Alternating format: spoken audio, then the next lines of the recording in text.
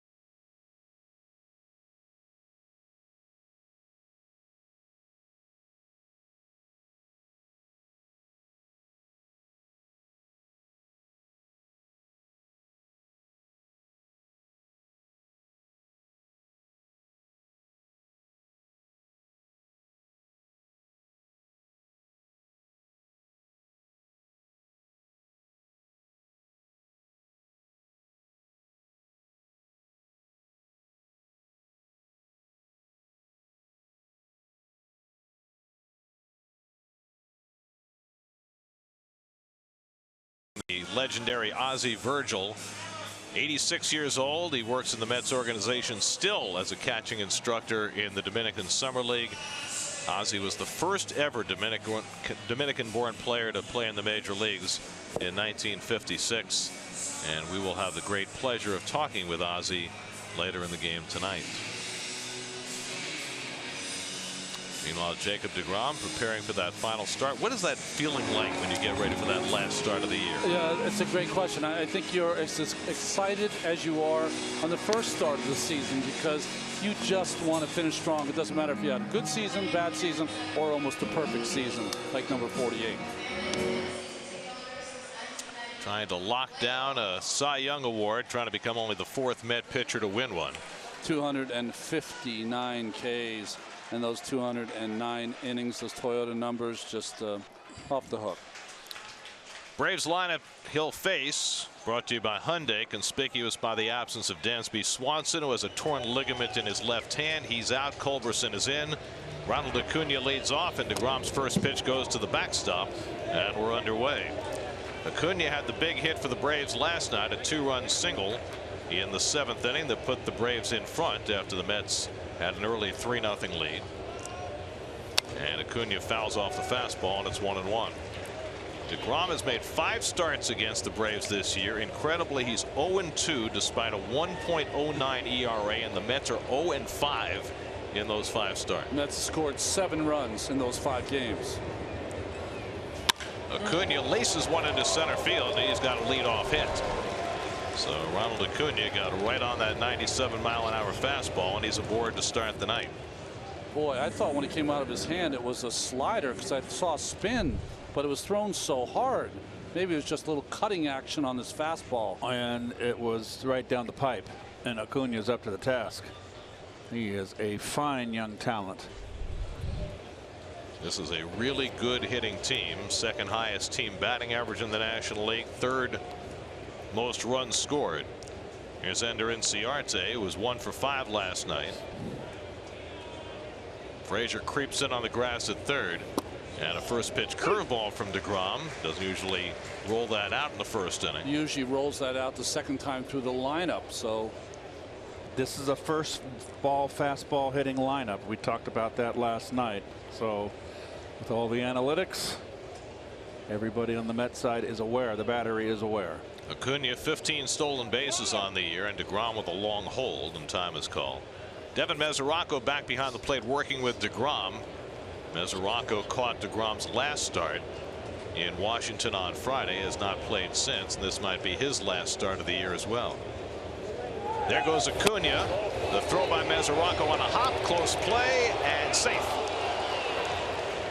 Acuna with his 16th stolen base, and just like that, the Braves have a runner in scoring position. And this is what the Braves do. They're probably one of the fastest lineups in baseball, and I know that in the National League. Well, I haven't seen anything better.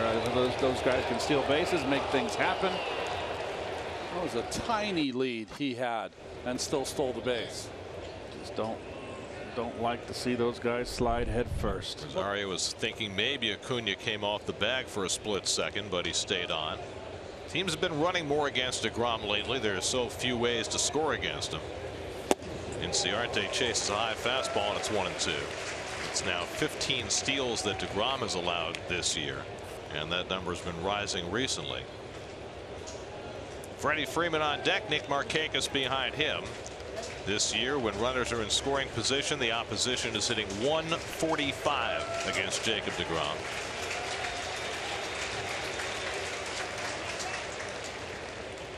Good fake there by Degrom, just to get him a little closer to the bag. Frazier's so far off 3rd base, makes you tempted as a runner at 2nd if you have speed to try to take another.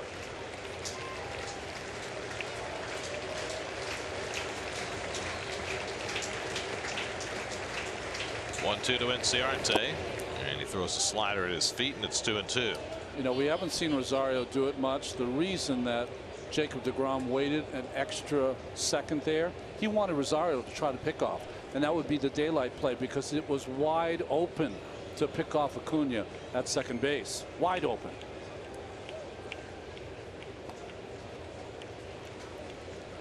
Daylight means you stand right behind the runner. As soon as there's daylight, as you go to cover 2nd between you and the runner, that's when it's a pitcher, you throw. Another long hold, and Inciarte hits the comebacker. Degrom freezes the runner and gets the out. Inciarte retired for the 1st out of the night. And your Lexus Metsy defense on the infield here. Remember, Mickey Callaway always starts the best defensive lineup behind Degrom. And in the outfield, of course, Austin Jackson in center field. That gives them their best defensive outfield. Dominic Smith at 1st base. Now Freddie Freeman. Freeman 1 for 5 last night. He's got a couple of home runs in his career against Degrom. And Freeman goes after a first pitch changeup, 0-1. Saw this last night from Syndergaard. After Freeman jumped Syndergaard for a first pitch double in the 1st, he started him out with a changeup in his 2nd at bat. Degrom chooses to do that in the 1st at bat. There are the numbers for Freddie against Degrom. Freddie's hitting .373 against the Mets this year. He and Markakis have just strafed the Mets all year long. A big reason why the Braves are 13-4 against the Mets this season. Rosario staying right behind Acuna. And Freeman pops one up into shallow left. Plenty of time for Conforto to get under it. And that's the second out. And Acuna has to stay put. 2 changeups to Freeman to lead off that at bat. Well, you mentioned the strikeout last night of Freeman on the changeups, but also Drew Smith struck out Freeman last night with a changeup. It let him off with a changeup also. So a new attack mode, a new way to attack Freeman. I mean, they got to try something different. Here's Markakis, who had 2 hits last night, his 56th multiple hit game of the year, more than anybody in the National League. So Acuna, after singling and stealing second with nobody out, remains there with 2 out. Rosario runs to the bag, and Acuna gets the hand back. Ron, you had a runner on second base no matter how fast you pitch against those Cardinal teams. Right. When you had 2 outs, were you less worried about them stealing third with 2 outs? Yeah, I'm worried about the hitter. Right. Yeah.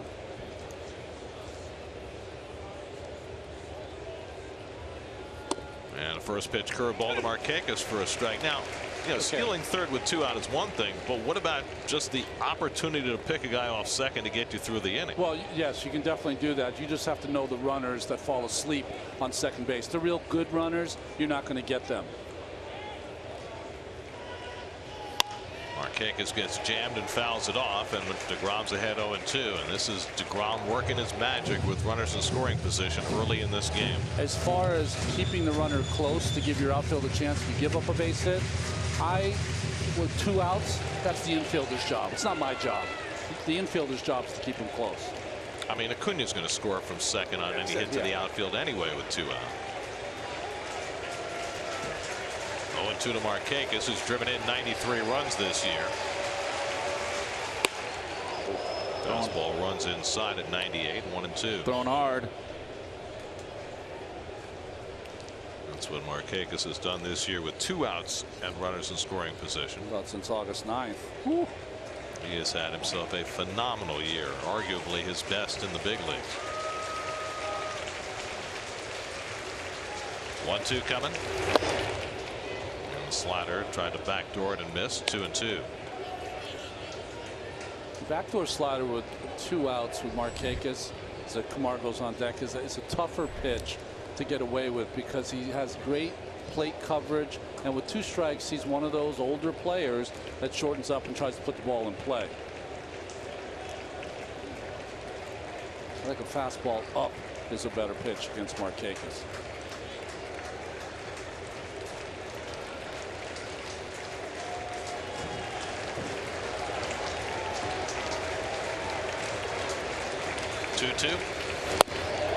Just missed.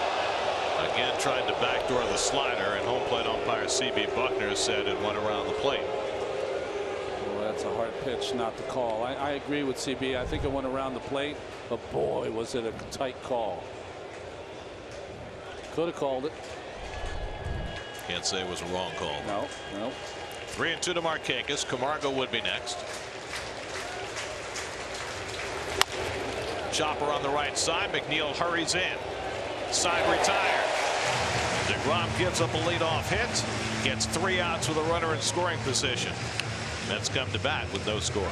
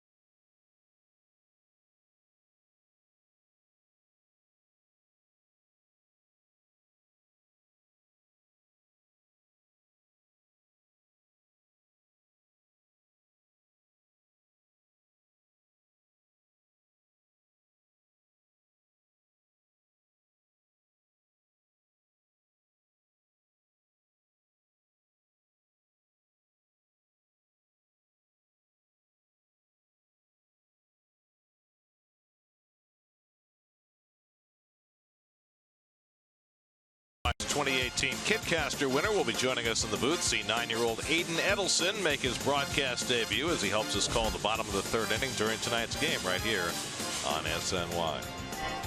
Got to meet Aiden a little while ago. Seems like a great kid. Yeah. We're looking forward to having him in the booth in just a little bit.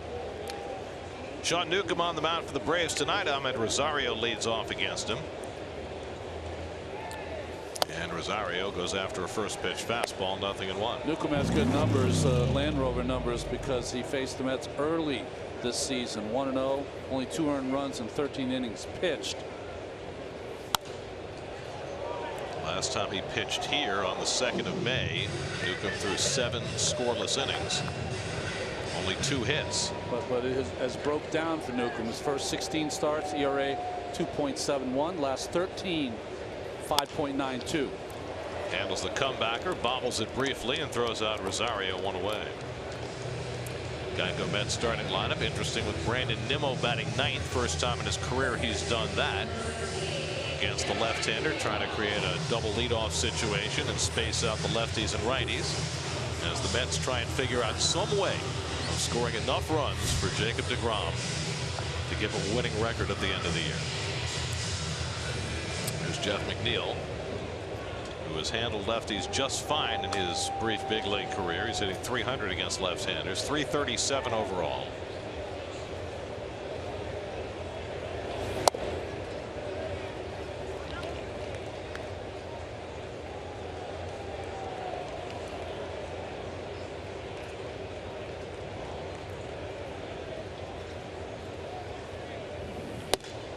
And Newcomb throwing hard early in this one. It's 2-0. Newcomb's had walk problems, particularly recently. 76 walks. That's 5th in the National League. 4.3 walks per 9. So you can be patient with him. Throwing hard, probably because they skipped his last start. He's another one of those young pitchers in this Atlanta Braves rotation and bullpen that was wearing down a little, and they've been trying to give him some rest. Last start was 10 days ago against the Nats, and he lasted just 3 innings in that one. Mcneil skies one foul down the left side. That'll go out of play. Well, since Jeff Mcneil arrived, the Mets have been scoring more runs, and they've been winning more games. I think Jeff, as well as Ahmed Rosario, have a lot to do with that. The complete change in the complexion of the batting order, more traditional top of the order with Rosario and Mcneil, who has shown himself to be just a quintessential #2 place hitter. And Newcomb strikes out Mcneil for the 2nd out. And also Conforto September. And the Braves a defensive infield. Flowers gets the start tonight. Suzuki on the bench, and Culberson, who's really done a great job at shortstop. Dansby Swanson, as Gary mentioned, hurt his wrist last night on a swing. He got the Gold Glover in center field. He also got a Gold Glover in right field. This is not only a good offensive ball club, this is a very, very good defensive team. The caveat, though, is with Swanson out and Culberson in, they don't lose much offensively, but they lose a lot defensively. Yes. Swanson had been playing a wonderful shortstop this year. Culberson is a good utility guy, but not the defensive player Swanson is. And they're calling it a partially torn ligament in Swanson's hand. They say he'll miss the rest of the regular season, then reevaluate him before the postseason begins next week. Austin Jackson hitting 3rd in the order against the lefty. Ball and 2 strikes to Austin, who's hitting .256 against lefties this year.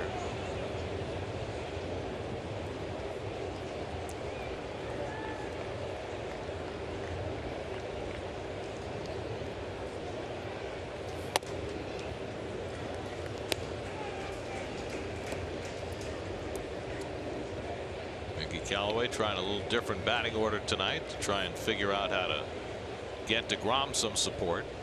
Mets have never had much luck against Newcomb. 5 career starts, a 2.12 ERA. And he just missed away to Jackson. Another close call on the outside corner, and it's 3-2. Those are his career numbers against the Mets. 3 starts last year in his rookie season and 2 more this year. Conforto would be next.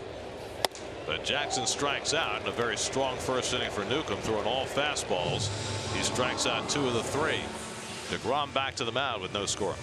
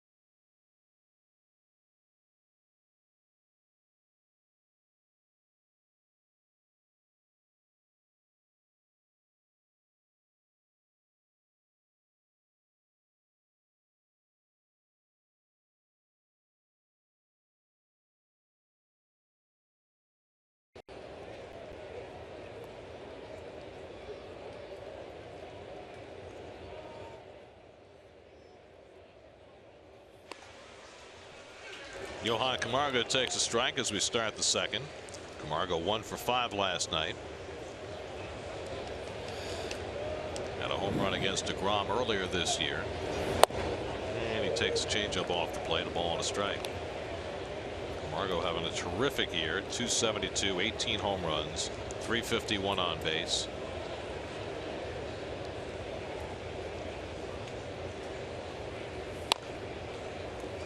Throwing a lot of changeups to the left-hand batters early in this game.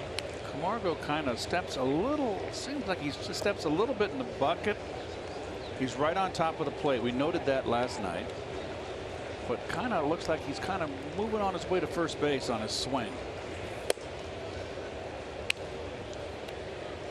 Very quiet with his feet, very small stride. He's right on top of the dish, yes, and way deep in the box, and does not take much of a stride. 2-2 coming. Curveball hit toward the hole, and another leadoff hit for the Braves. So after Acuna led off the first inning with a single, Camargo does the same in the second. That's playing straight up in the defense, so a hit that usually don't see with a left-hander up at bat. A bullet that just eludes Mcneil to his left.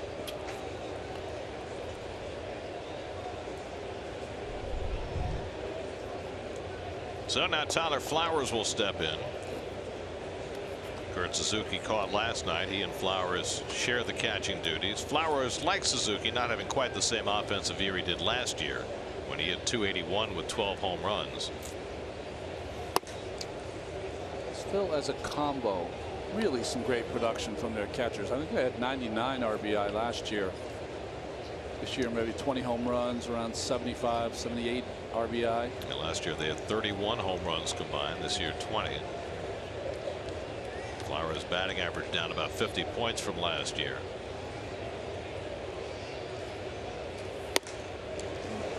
One and one to Flowers. Statcast AI powered by Amazon Web Services. Hole between first and second with Dominic holding the runner on. Camargo straight up infield. How about that? Well, this is a guy you can turn two against if you get a ground ball. Flowers does not run well.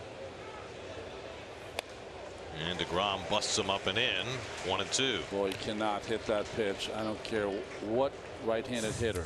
That ball is an inch from your body as you start that swing. It's not a strike. No. Had a lot of movement. Just stay upstairs with the heat.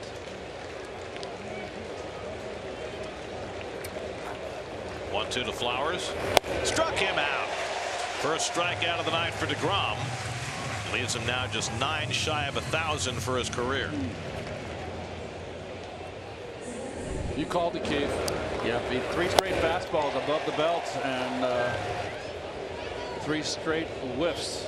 It's almost like Flowers is cutting down in his swing to try to make contact and stay on top of that high fastball, and he still couldn't in that at bat. That's 260 strikeouts this season for Degrom. Now Ozzie Albies with 1 out and 1 on. Well, there is the top 5 all time in Mets history in single season strikeouts. Degrom joining the pantheon. He can get the great doctor tonight.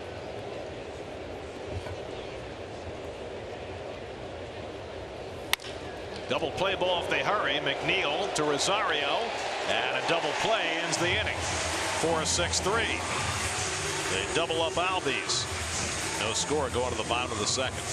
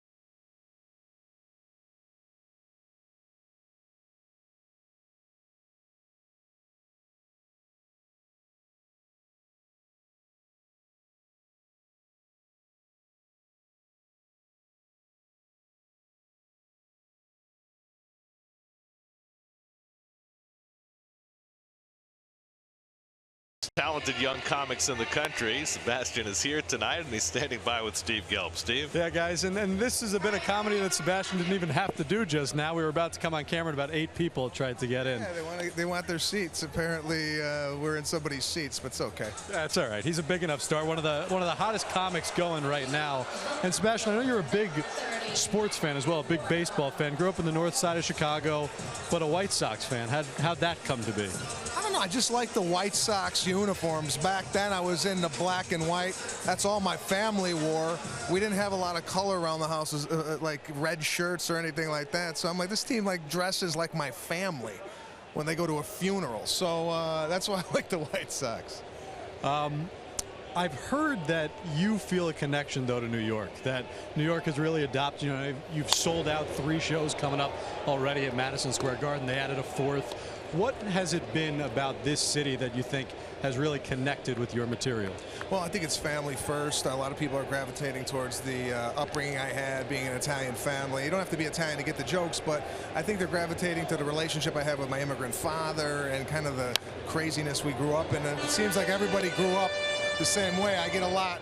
It was around the ballpark. Did you grow up with us? Did you grow up in our house? So I think it's that shared experience that everybody enjoys. When you talk and do your comedy, like you said, it's so much about the experiences that you have. Are you constantly on, like when you're around the park tonight, are you always looking for things that could become bits? Or do you have your moments where you're looking and then you have your moments where you turn it off? This is what I noticed. Growing up watching baseball, the manager always was like an old man. Like he was like 70 years old. Here, you can't tell if this guy's the manager or if he's playing first base. So that's kind of, things like that kind of pop into my head. I'm like, oh, maybe I should pop that in and work on that. But no, I'm not the guy that's always on. If I'm here, I'm enjoying the game. Things just kind of strike me.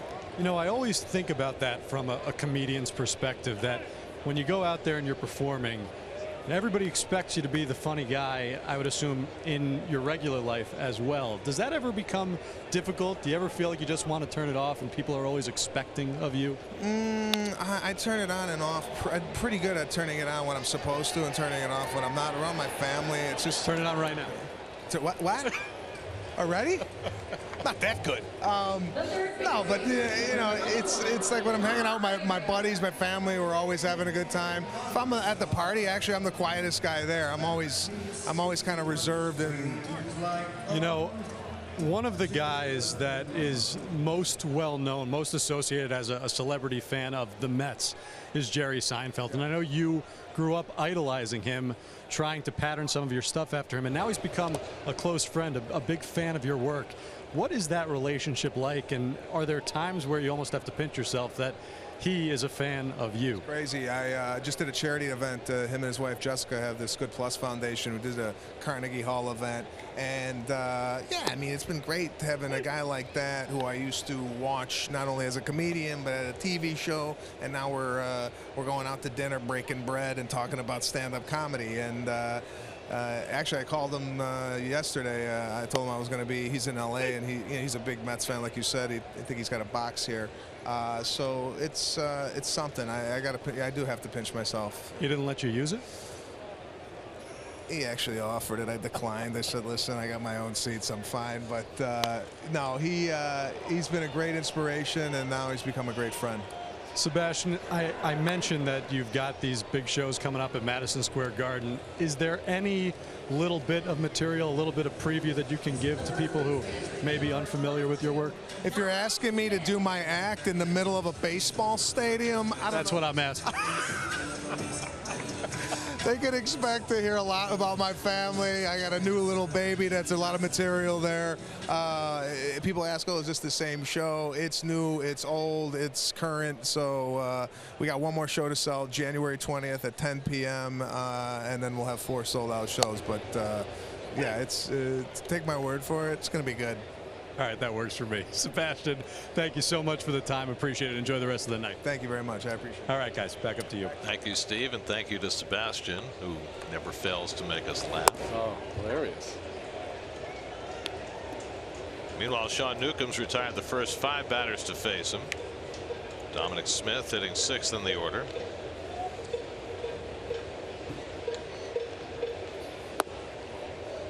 Balls and a strike to Dom after a couple of pop-ups to start the inning. Newcomb making his 30th start of the year, and as Ronnie mentioned, lately has not been the best part of Newcomb's season. Smith drives one out to left, chasing Acuna back, but he'll get there, and that retires the side. So 6 up and 6 down for Newcomb as he seeks to match Degrom tonight. Jacob heads back to the mound for the 3rd. Mets and Braves no score at Citi Field.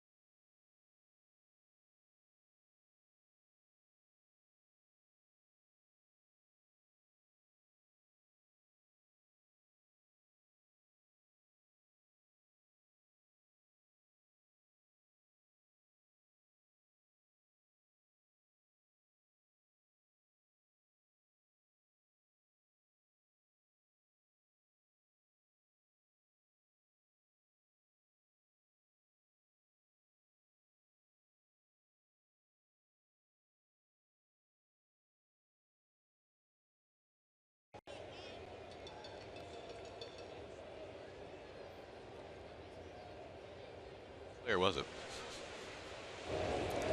Third inning, Jacob Degrom deals to Charlie Culberson, who lofts one down the right field line, and it just goes foul.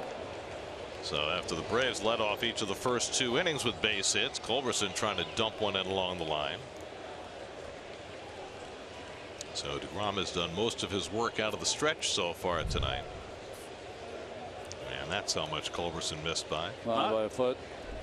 Not every hitter has tried to jump Degrom on the first pitch, but more than the majority have. Culberson, who generally tends to be in the right place at the right time. Last year, he had 13 regular season at bats. And then when Corey Seager got hurt, playing for the Dodgers, he went 8 for 16 in the postseason with 4 extra base hits. He's already had a walk-off home run against the Mets this year. He had a walk-off home run against the Mets when he was a Rocky a couple of years ago. Vin Scully's last game at Dodger Stadium, he hit a walk-off home run. This year, Culberson's played 7 positions, including pitcher.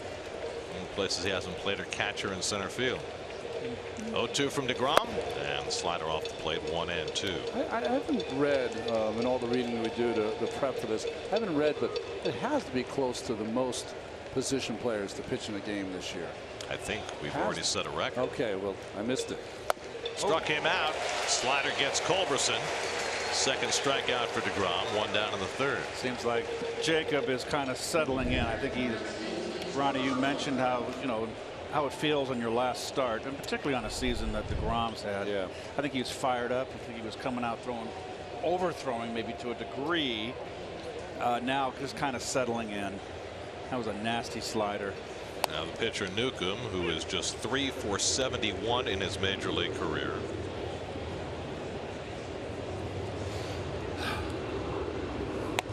Of course, even good hitting pitchers haven't had much luck against Degrom this year. Pitchers overall are 1 for 45 against Degrom. As they should be. With no walks and 32 strikeouts. Yeah, go sit down. Can't hit him. What a terrible Stratomatic card. Good swing there by Newcomb. That wasn't bad. You know, I was mentioning in between innings, we've seen a lot of different faces. Frustration face from Degrom. Happy where he's having fun out there in the mound. Got serious game face on tonight. Not messing around. Well, it's like you said before. It's the last go around. It's kind of like opening day, except it's closing day for him. 1-2 coming. And he bounces a slider. 2-2. This is the ultimate closing day. He throws 7 scoreless plus.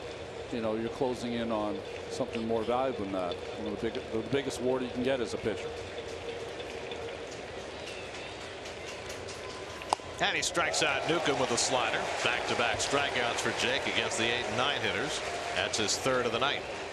Customize your experience to catch every moment this season. Get New York Mets home screen icons and features such as the MLB.TV Game of the Day, pitch tracking, in-game highlights, live radio broadcasts, stats, news, and more.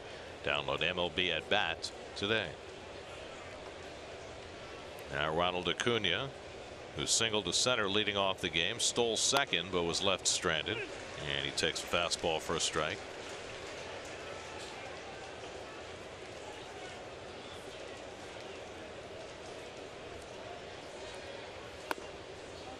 And slider off the plate, a ball and a strike. Degrom with 3 strikeouts tonight, now 993 for his big league career. 2 hopper to Frazier. Sidearms it over to first in time to get Acuna, and Degrom's got his first 1-2-3 inning of the night. Aiden Edelson is here in the booth with us. 9-year-old Aiden from Smithtown, Long Island is the Kidcaster of the year, and he'll be with us for the bottom of the 3rd. Get ready for some gems.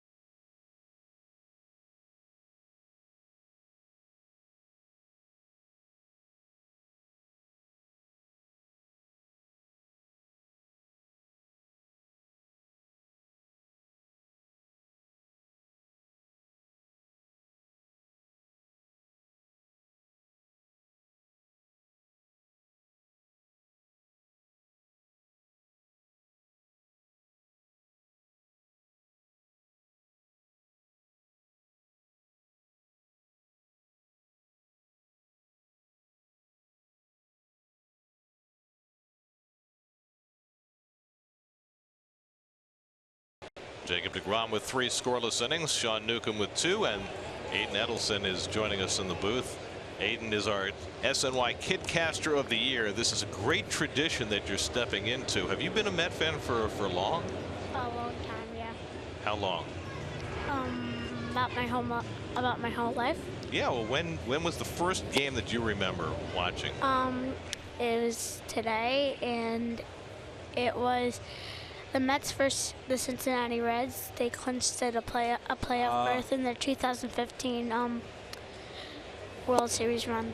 So you've basically been watching for 3 years since that clincher in 15. Yeah, like every time the Mets are on, like they have to put on that game. So tell me, do you have a favorite player? Do you have a group of favorite players? Yeah, I have a favorite player, Yoenis Cespedes, but since he's not in the lineup right now, it's Jeff Mcneil. It's very nice. That's a good choice. So what grade are you in? I'm in 4th grade. You like your teacher? Yeah, he's nice. Come on. Say nice things about him. Yeah. Okay, He's watching. I know. What's his name? Mr. Dukowski. Okay. Yeah. And do you play baseball? Yeah, I did. Our team won the championship this year. Really? Yeah. And what position did you play? I usually play second base or catcher. Really? You like catching? Yeah. That's the fastest way to the big leagues, you know. Yeah. Mets could use, a little catching help pretty soon down the road, so Yeah, maybe but you'll be ready for that. I think Devin Mesoraco has it covered. Okay. Well, it just so happens that Devin Mesoraco is batting leading off in the bottom of the 3rd. Yeah, that's why I said that. Okay. Well, you want to take over the play-by-play? Sure. Go for it. All right. Have some fun. Now Devin Mesoraco. He's 2-2 now. Bottom of the 3rd, 0-0 score. It's the Mets and Braves. And he takes strike 3. Strikes out. His first strikeout of the day for Mesoraco.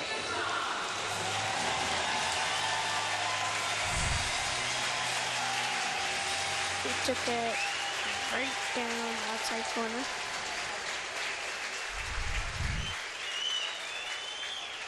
It's a Newcomb. And it's inside. Oh, no, wait. That's strike 1 for Degrom. Have you enjoyed watching Jacob Degrom this year? Yeah, he's had a really good season.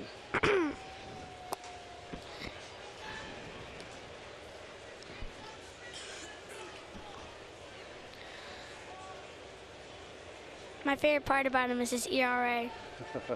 He likes to hit, too. Yeah, I know, but, like, the best part about him is his ERA. Well, that's not going to win Sean Newcomb any fans throwing a ball that close Yeah. to DeGrom. I don't think they like him, even when he doesn't even, like, the ball didn't hit him before. I don't think they liked him before they even hit him. Struck him. Called strike 3, huh, Aiden? Yeah. Now Brandon Nimmo is up. His first start. 17 home runs this season with 47 RBIs.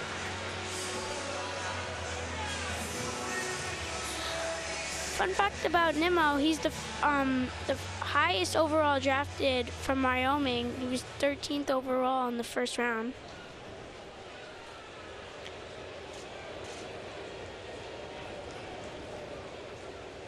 Now pitch, and that's outside for ball 1.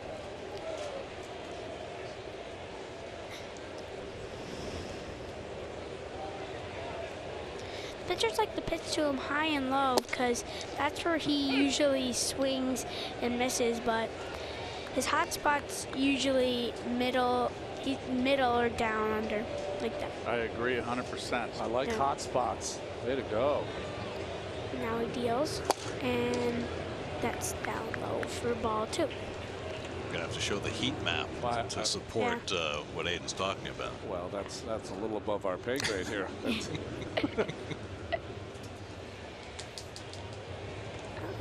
Now they're sending him out, and it's outside for ball 3.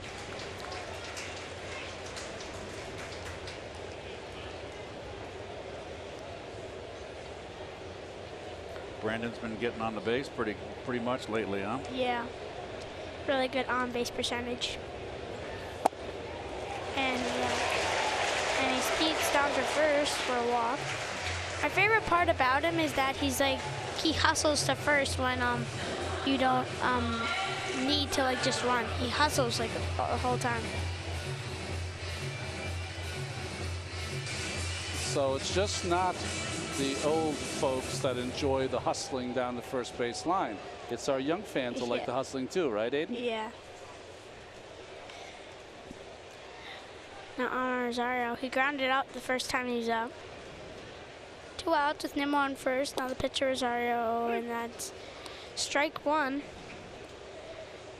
Rosario's from the Dominican Republic, and he bats right. And he also thinks he's the best dancer on the Mets. That's great. Did not know that. I actually saw him dancing over there before. He was dancing when he was getting ready. And that's foul tip. 0-2 count to Rosario.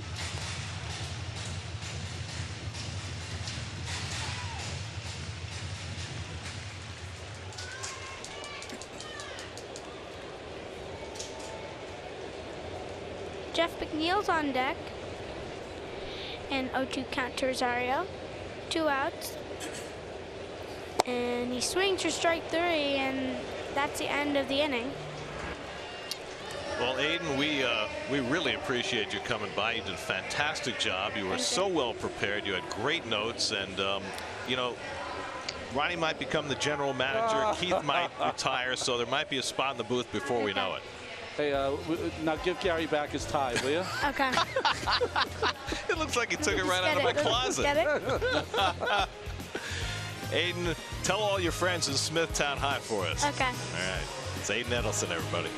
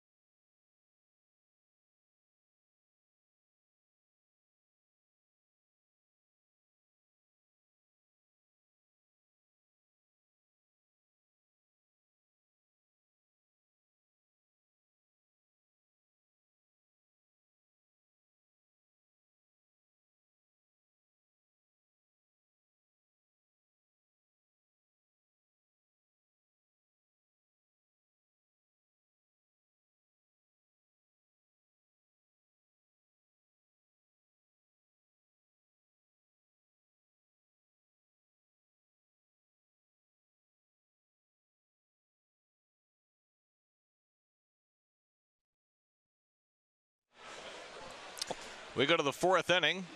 Typical Jacob Degrom start so far. 3 scoreless innings for him, 3 scoreless innings for his mates. Ender Inciarte leads off the 4th inning for Atlanta. And takes first pitch changeup out of the strike zone for ball 1. Inciarte at a comebacker his first time up. Freeman and Markakis to follow. Frazier in on the grass at third against Inciarte, who's always a threat to lay one down, and he yanks one down the line foul. Ball and a strike. Do you think the volume of changeups for Degrom against the lefties was his game plan going in, Ronnie? Absolutely. Yeah, absolutely. I think that we've seen enough of him this year, his most excellent year, where he has been able to combine not only the great physical gifts, and he's getting frustrated because C.B. Buckner's got a tight zone. Why he would have a tight zone on a night like this, beyond me. But he's had the ability now with his physical gifts to not only use those, but also the knowledge on how to get hitters out. Throws a curveball, and Inciarte pops one up into shallow right, and Nimmo on to get it. 1 out. Well, these are the legends that Degrom is chasing. Dwight Gooden's unbelievable 1985 at age 20. Tom Seaver's 1971 season, the year he did not win the Cy Young Award, by the way. Lost it to Fergie Jenkins. He won 3 Cy Youngs as a Met, but not that year. Freddie Freeman flying out to left his first time up.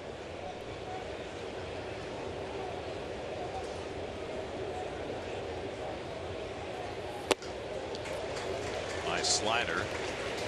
And he swings through it 1-1. So 3 changeups and a slider he's thrown so far to Freeman.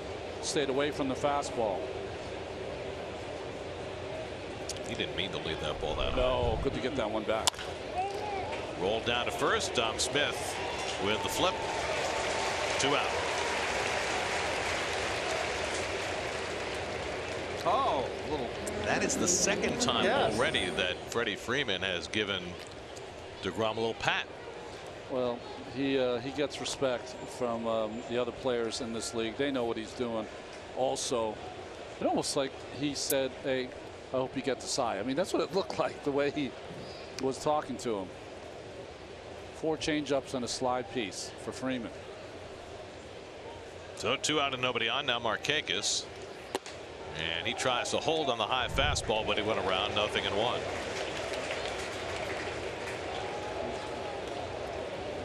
Yeah, you saw. I just read his lips. Jacob said, "I appreciate it." So that was a high compliment, high praise. Markakis cracks one on the ground. Nice play by Mcneil, up to his feet, and he throws him out. Jeff McNeil turns in a stellar play on the backhand. And that helps Degrom do his second straight 1-2-3 inning. So much better than advertised. McNeil makes the play. Degrom's retired 8 in a row.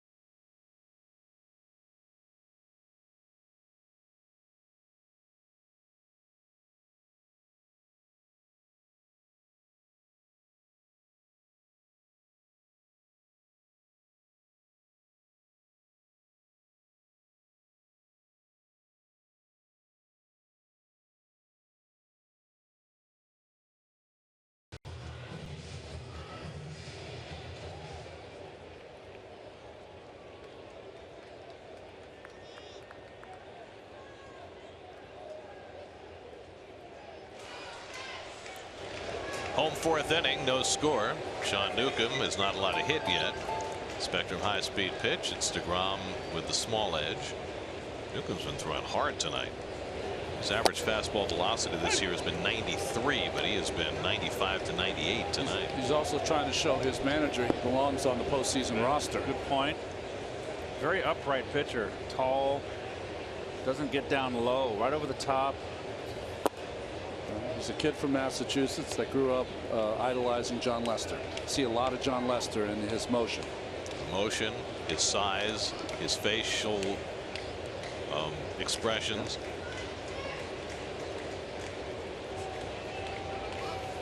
And he's got a better move to first. It's hitting. No, Lester's better now. Lester started 0 for 66. Well, you see the last 7 starts, and it may be total coincidence, but the down period for Newcomb began after he nearly threw a no-hitter against the Dodgers back in August. As Mcneil slashes one inside the bag for the Mets' first hit of the night. Mcneil on his way to second as Acuna gets to the sidewall, and Jeff McNeil with a leadoff double in the bottom of the 4th. I don't know, Jeff. I think you're winning me over. I mean, look how he gets on top of this ball, Keith. That's what I always say, the low ball hitter. But there he shows the ability to get on top of that ball. That's sweet. You're going to have a lot of success just spraying that ball around like that. That is a thing of beauty right there. That's impressive to me.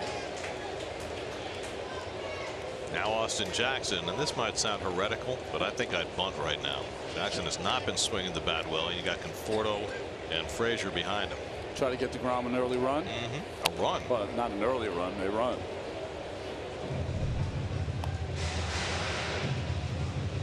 That's a left-hander now against a lefty. He stays in there beautifully.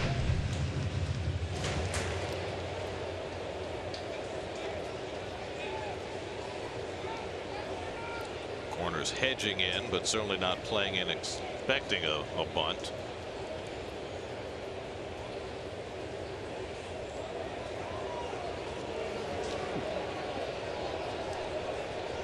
It's been a real struggle for Jackson. Just 5 hits in his last 33 at bats, and the strikeouts have been mounting, including one in the first inning tonight. And a late swing foul, and it's 0-2. I was talking about Newcomb and his no-hit bid. Yeah. He threw 134 pitches against the Dodgers in that no-hit bid. Took it for 8 2/3 before Chris Taylor broke it up. And that kind of was the tipping point when he started going downhill. Now, it might be total coincidence, but you know, not too many young pitchers are asked to throw 134 pitches anymore. Very Santana-like, right?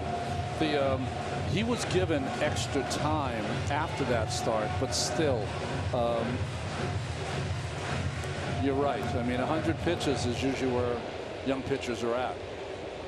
It was actually, I said August. It was July 29th. You were at that game. I did that game, yeah. He was amazing. Honestly, he was throwing a lot like he's throwing today.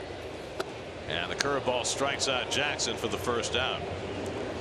So that's 5 strikeouts for Newcomb. Second time he's gotten Jackson. He was throwing hard. He had a good breaking ball, and this is a good one. But that day he had a great changeup. We haven't seen that really yet.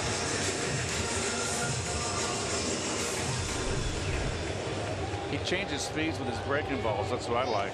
And he's got that good fastball. Now Conforto popped up his first time up. Mcneil at second and 1 out.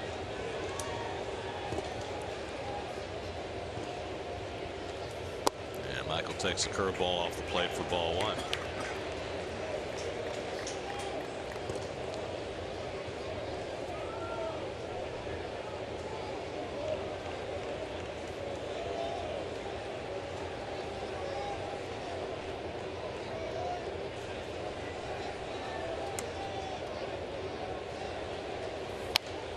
Conforto gets jammed and fouls it off 1-1. And now a quick message from your Tri-State Porsche dealers.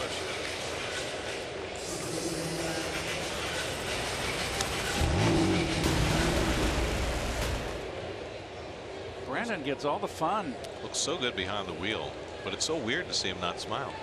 I guess he's intently studying the road. Sitting in that Boss machine. Just outside, 2-1 to Conforto with Todd Frazier on deck. Michael has 28 runs batted in the month of September. It's tied for the most in the majors, tied with Christian Yelich, who drove in 6th last night and is making his MVP push. And the way he's going, he might just win it. Rolled over foul. There's the changeup. Well, those are the numbers for Conforto in September. Gotten them up to 27 home runs and 81 RBIs for the year. I got him slashing .298 average, 371 on base, 649 slugging.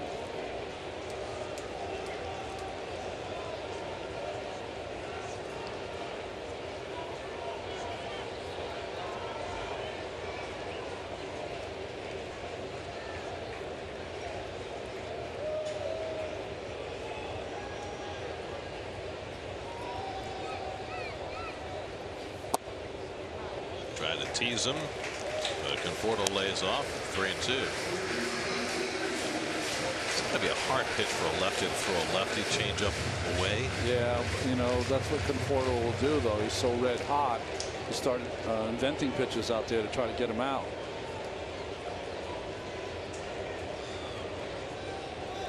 Let's see, breaking ball here, 3-2. Comes inside with the fastball and misses for ball 4. So there's the second walk for Newcomb. Good at bat by Conforto. I thought that Newcomb really just missed with his pitches, and he showed a really good eye.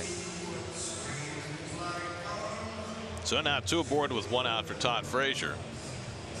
You know, one of the issues for Newcomb in this downstretch for him is he just has never been ahead in the count. Yeah. We mentioned his high walk totals, but here's this.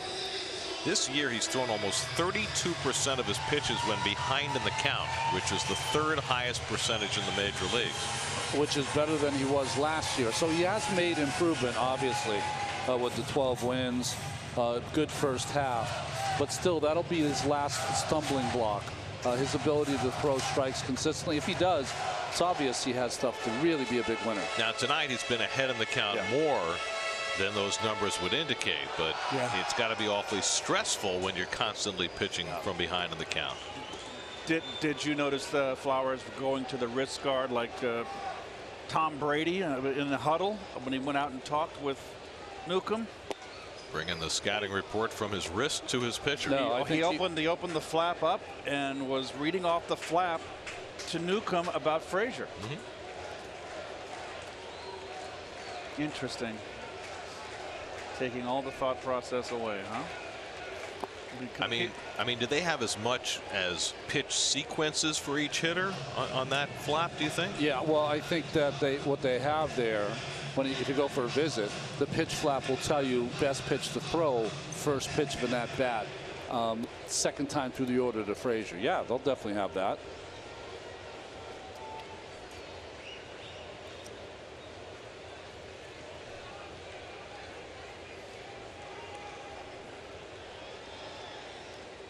One and one to Frazier, and he swings at a high fastball and misses. Well, I have to say, I prefer that to the catcher constantly looking in the dugout. Yeah, I do too. And having the manager or pitching coach call the game from there. I think that's what you get when you have veteran catchers. You're able to do that. Mcneil at second, Conforto at first, and Frazier bloops one into shallow right, but there's Markakis coming on, and that's the second out. SNY's super slow motion is brought to you by your Mercedes-Benz Tri-State dealers. Mercedes-Benz, the best or nothing. That was ironic. Very, very ironic. And see, these are the things you can't see. So we're reading this slow motion promo, and in order to get the copy to me at the right time, our stage manager Russ Relkin had to sprint around the corner into the booth, completely out of breath. Anything but slow motion. Well, they know that you will crack the whip if they're tardy. Well, they know that our producer's going to call for the spot whether I have it in my hand or not. Yeah. I mean, you've got to have that copy in front of you. You don't want me ad-libbing. No, well, I think you're quite excellent at it.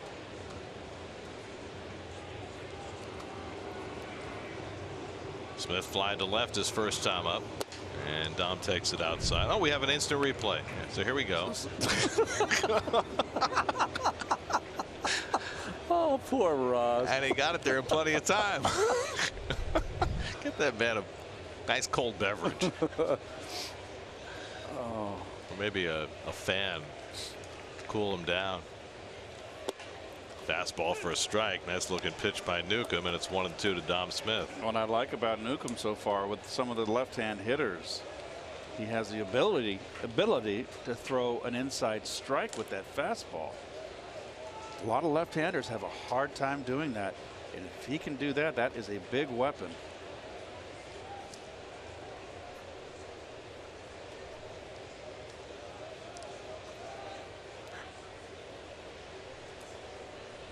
One, two. Struck him out. Got him with a slider. So Newcomb strikes out Smith. 7 strikeouts for Sean Newcomb. The Mets waste a leadoff double from Mcneil. After 4, still no score.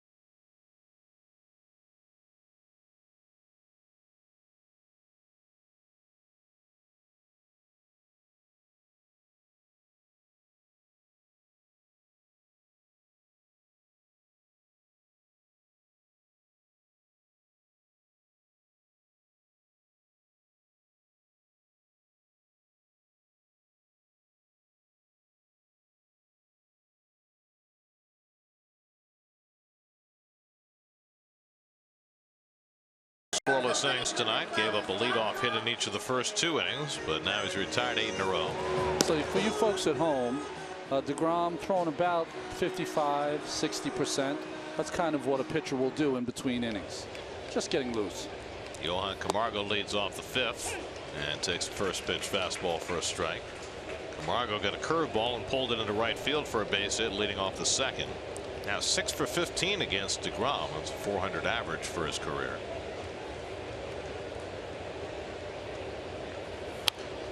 Slashes one foul, and it's 0-2. Jake's only struck out 3 over the first 4 innings. But settling into another one of these games. They all seem to be the same. They're all the same.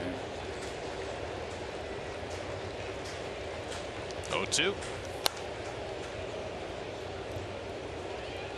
Max Scherzer last night reached 300 strikeouts. Tremendous milestone for him.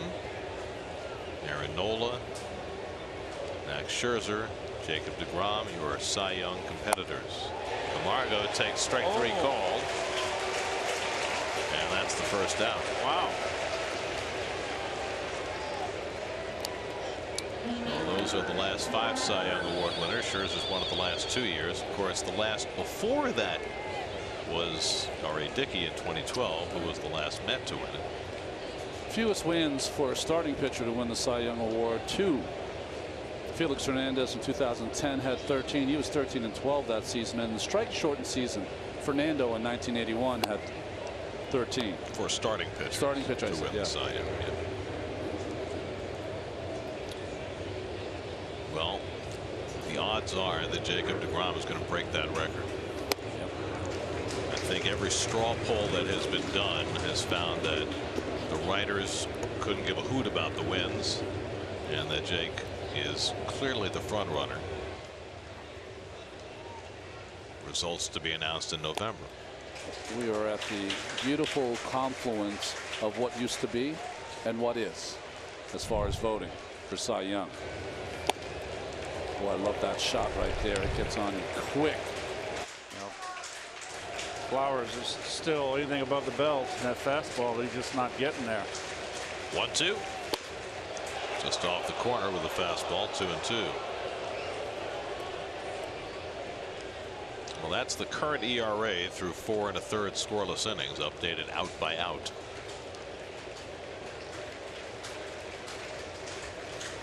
Two coming.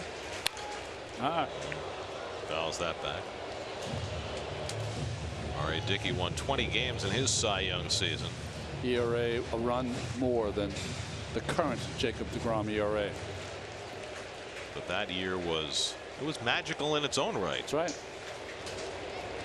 But it was not as dominant as this. This has been phenomenal. Mickey Callaway was asked today if there was a particular start when he felt as though we went from a guy having a good season to having a magical season. And he said, I can't pick one out. Yeah. They're all the same. And he's right. He is. Other than that one start against Miami in April when he gave up 4 runs, he has basically been the same dominant guy every time. 2-2. With, you know, the one exception when he was coming back from the hyperextended elbow and he had the 45 pitch inning in Philadelphia, and it was taken out of the game at that point. But even in that game, he didn't allow a run. 45 pitch first inning. 3-2 coming to Flowers, and he struck him out with a slider. Back-to-back strikeouts for Degrom to start the 5th. That was a smart pitch. Why? Keith was talking about how he was beating him upstairs. But you get the 3-2, hitters will guess on you, and they will try to start it early because they anticipate another fastball, and he pulled the string with the slider. He's already got him worried about the fastball, and that just opens up the whole plate for the pitcher. 5 strikeouts for Degrom. Here's Albies with 2 out. Albies grounded into a double play his first time up. This is a very dangerous hitter, especially fastball.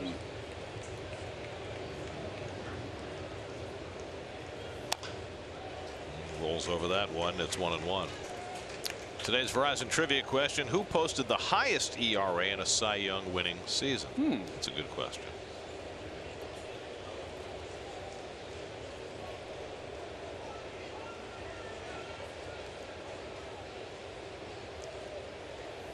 Albies hits one into the shift. Long throw for Mcneil, and Smith able to grab it before Albies can arrive. And it's another 1-2-3 inning for Degrom, who's now retired 11 in a row. Ozzie Virgil, first Dominican ever to play in the major leagues, is here tonight, and he will join us from the Mets dugout coming up.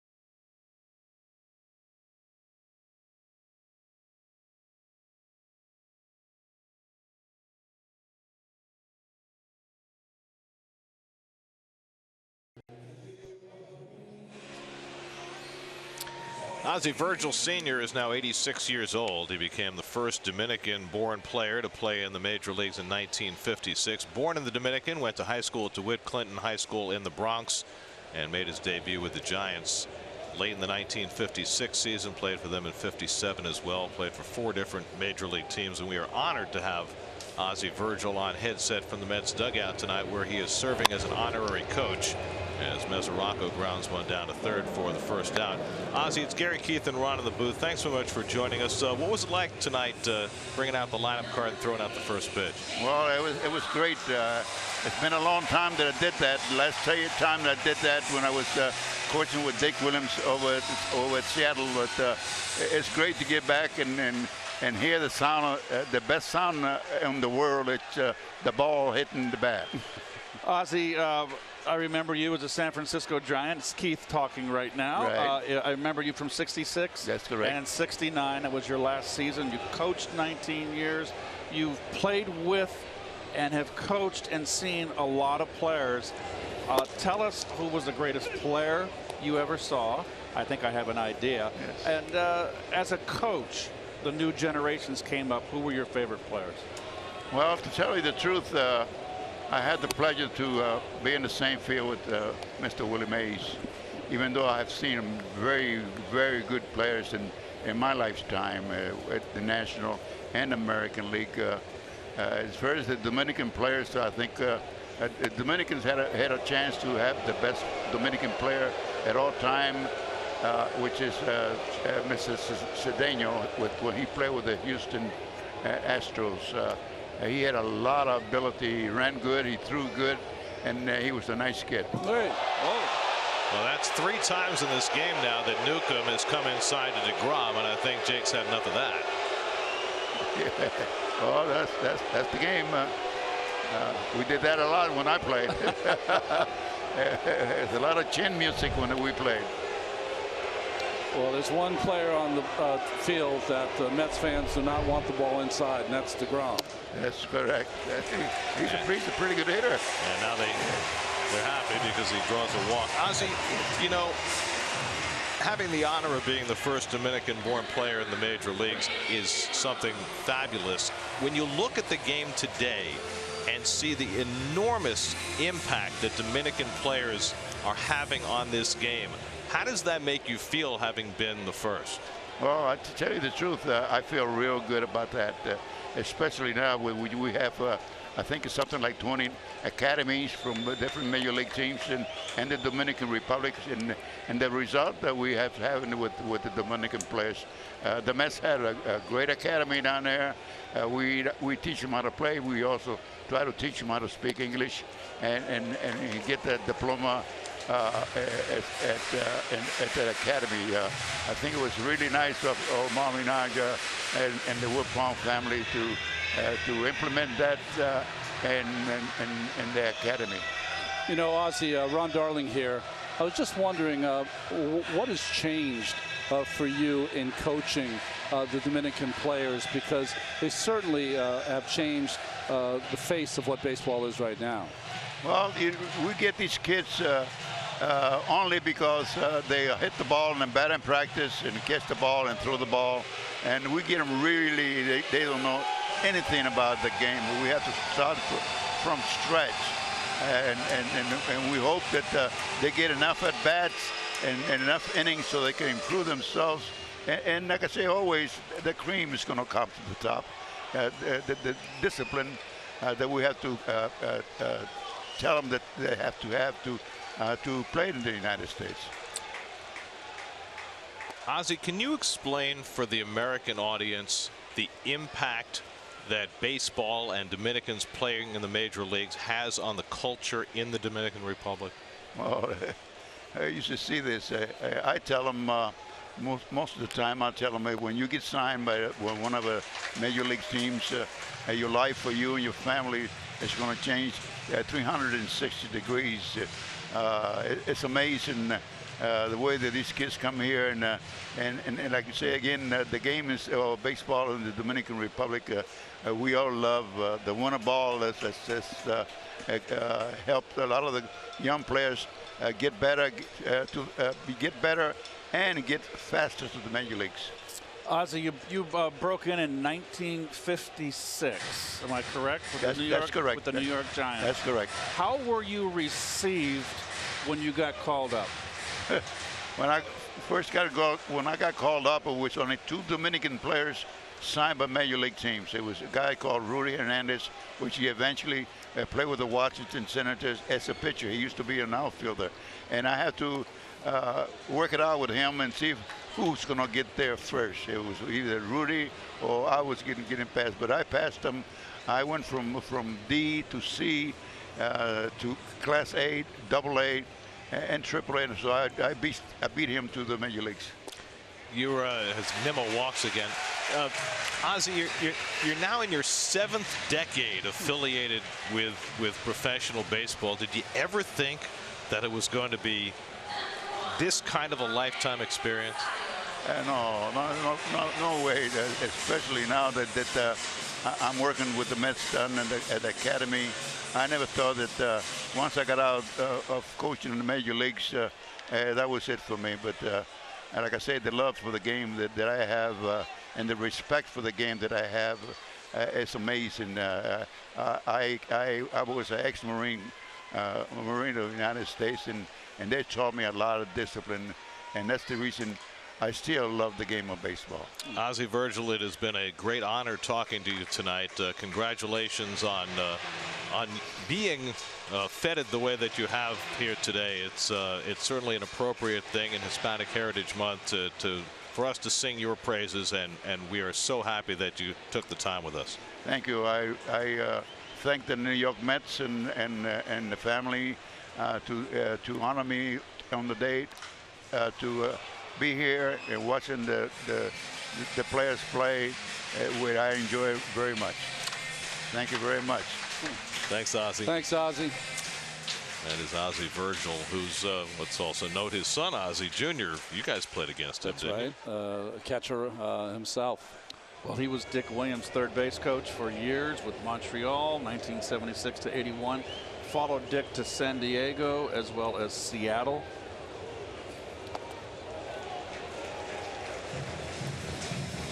One and 2 to Rosario. Well, Newcomb, after those 2 inside pitches to Degrom, ended up walking Degrom, walks Nimmo. You have to wonder whether he got a little rattled there.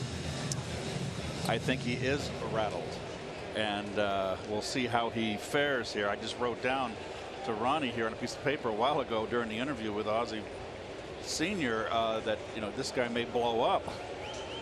Bullpen's going for the Braves, and the curveball strikes out Rosario, and that's a way for Newcomb to get back on the beam. Gets Rosario with the curve for his 8th strikeout. He was Ozzie Virgil, Senior, was part of one of the big trades the Pirates made. He was a Pittsburgh Pirate in '65. He was traded in the offseason in December with the left-hand starter Joe Gibbon to the Giants for Matty Alou. Matty Alou came over and won the batting title in '66 for the Pirates. Here's Jeff McNeil, who had the Mets' first hit, a double inside the third base bag. And he takes a slider out of the strike zone for ball 1.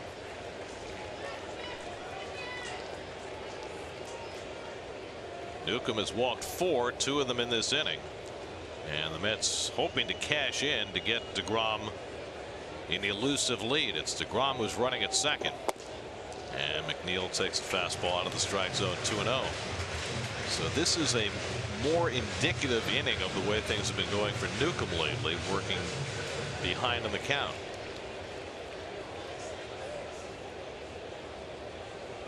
McNeil's double has been the Mets' only hit so far tonight. And McNeil skies one to shallow left. And Acuna comes in to get it. And that retires the side. We are halfway through. Mets and Braves, no score.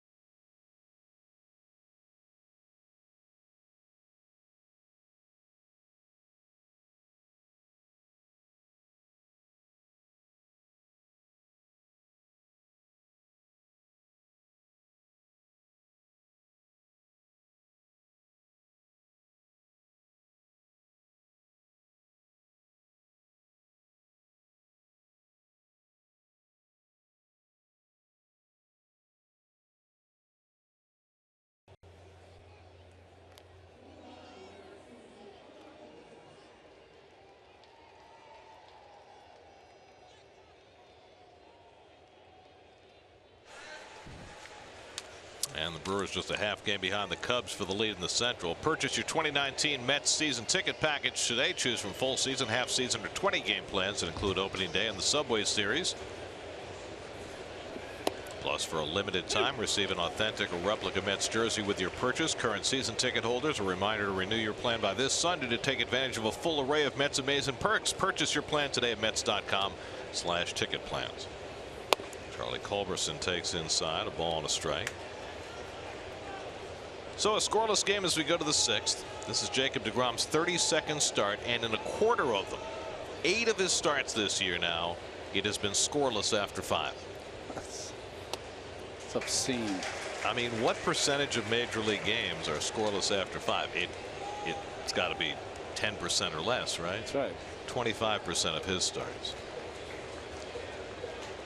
1-2 to Culberson, who struck out his first time up. Rio Ruiz out on deck to pinch hit for Newcomb, which is probably a good thing for Newcomb after he buzzed Degrom 3 times tonight.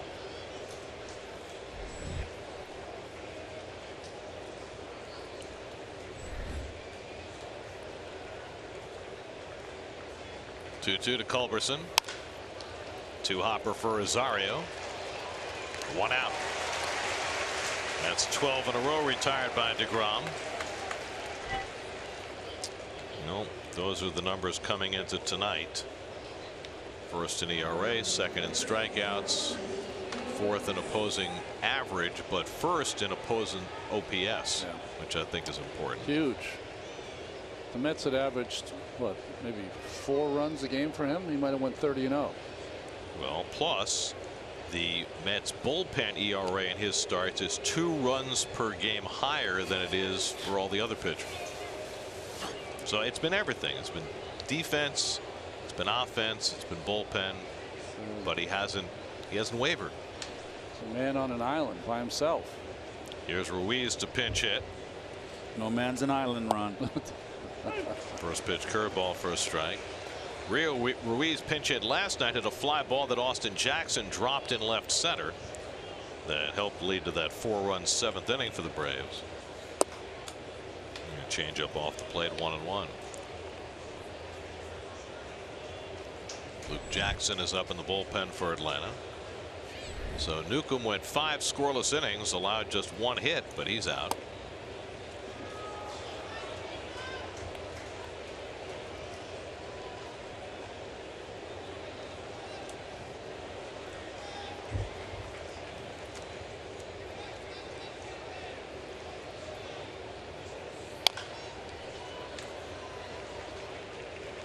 Final game of the series tomorrow night. Your city probables: Jason Vargas for the Mets, Julio Teheran, who is fighting for a playoff starting berth, on the mound for Atlanta. Never seen Teheran with those kind of walk numbers. 82. 2-2. And Ruiz tried to lay off the slider, and he held it in time. 3-2.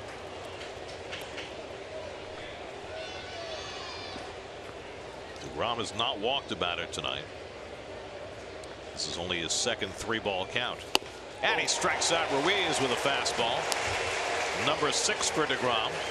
He's now retired 13 in a row. What a sequence. So slider down and in. Ruiz doesn't go around. So he just rears back. And that's one of those times that he just let it go.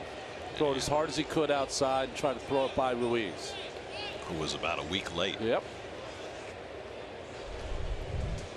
So 2 out and nobody on. Now he'll start his 3rd time around the batting order with Ronald Acuna, who fouls off the first pitch slider. 0-1. Acuna led off the ball game with a base hit to center field, stole second. He's the only Brave to reach second base tonight. Camargo led off the second with a base hit, and since then Degrom's retired 13 straight. Ooh. And another slider and a wave by Acuna. That is the proper. It's not a strike. But it starts on the corner, breaks about 6 inches for a full anyway.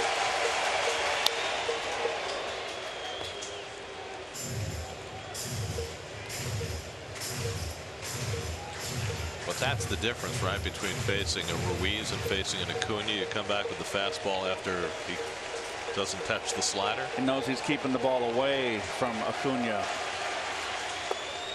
Acuna got that big hit last night on a fastball in. That was off of Drew Smith. Yeah, fastball up and in. Yeah, he likes that ball middle in.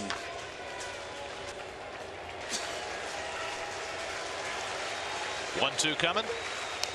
He just got a piece of that fastball.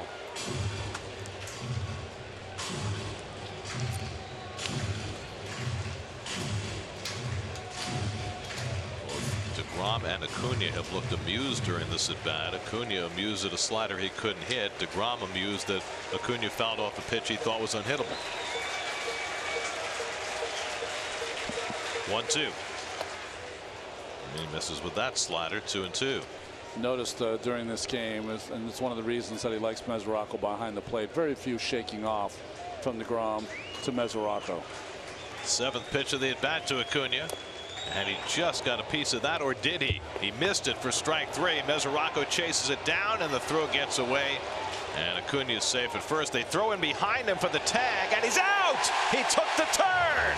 Smart play by Mcneil to throw it back to first, and Acuna is out.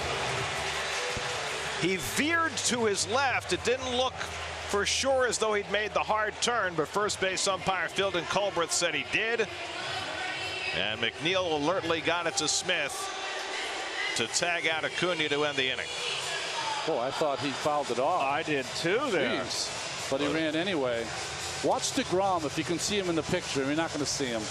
But Degrom's the one who pointed to Mcneil, throw the ball to first. And he did, and he gets the out.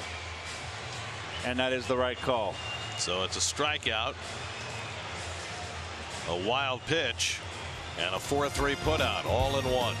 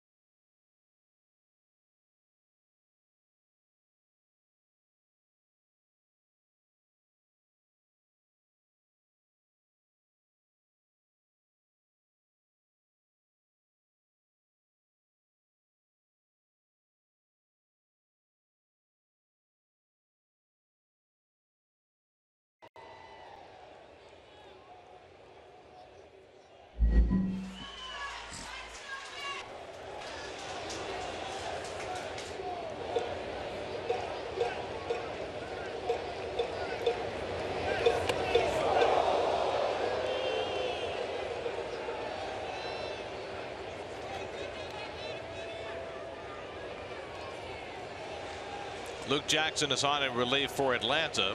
His first pitch to Austin Jackson came up and in and hit Jackson's bat. It was called a foul ball. Well, Jackson was trying to bunt for a base hit, and the ball came up and in. So Austin taking his time before getting back in for this meeting of the Jackson 2. And he hits one down the line foul, and it's 0-2. So here's the last play with Acuna. You only have to take some measure of step towards second base to be liable to be tagged out, and Field and Colbreth ruled that he was.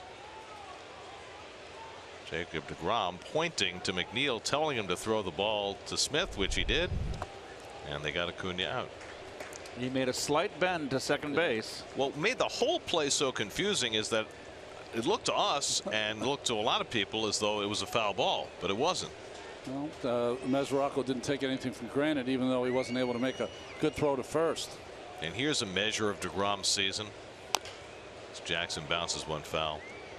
That was only his second wild pitch of the entire season. That's crazy.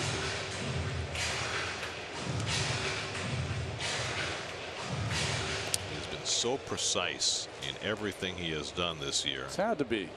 Even there, making sure his fielders were aware of the situation. I don't think that was a wild pitch. I think that was a pass ball. That ball didn't go to the dirt. It didn't hit the dirt. Let's see. If this ball's got to be caught. Yep. Well, it hit the shin guard of Mesoraco. Yeah, that's got to be a pass ball. It looked, even there, it looked like it was a foul ball, didn't it? Yep. It's got to be a pass ball. Full count to Austin Jackson. Luke Jackson pitching in his 35th game for Atlanta.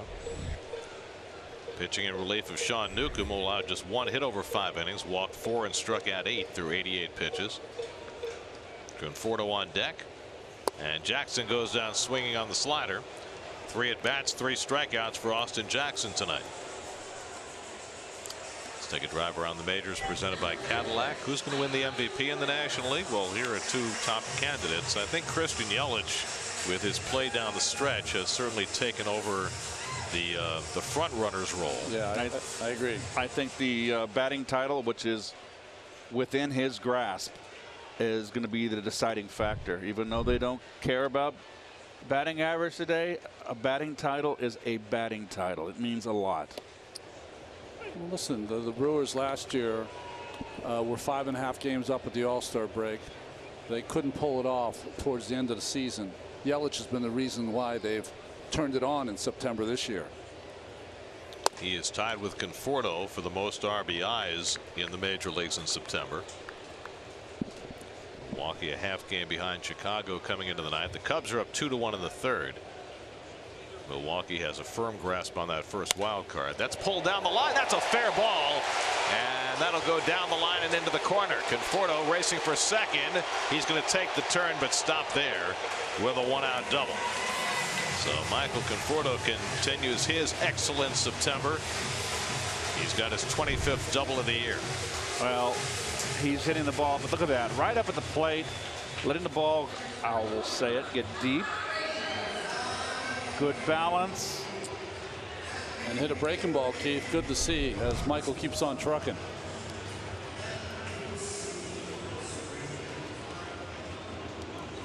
Mets are 0 for 4 with runners in scoring position tonight. They get another opportunity here with Todd Frazier to crack this scoreless tie. It's only the Mets' second hit of the night. Mcneil doubled in the 4th, and now Conforto has doubled with 1 out in the 6th. And Frazier takes fastball outside. Todd is fouled out and flied out. He's in a 4 for 38 skid right now. Statcast AI powered by Amazon Web Services, and with the 1 strike with ball 1, Albies moved from the left side back over to the right side. That's interesting.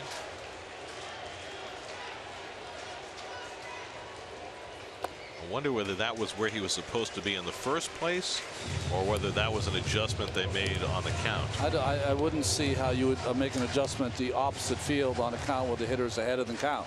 You'd want to play more to pull. Unless the dugout says that Jackson's going to pitch him more away. Yep. Now it's 2-0 to Todd. And a slider in for a strike, 2-1. Dominic Smith on deck.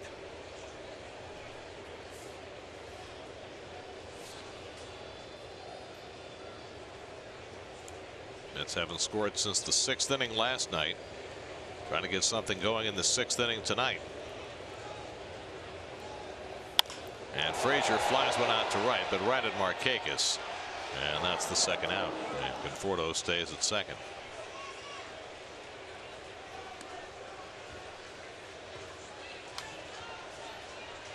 So 2 out. It's left to Dom Smith. Smith has flied to left and struck out tonight, 0 for 2.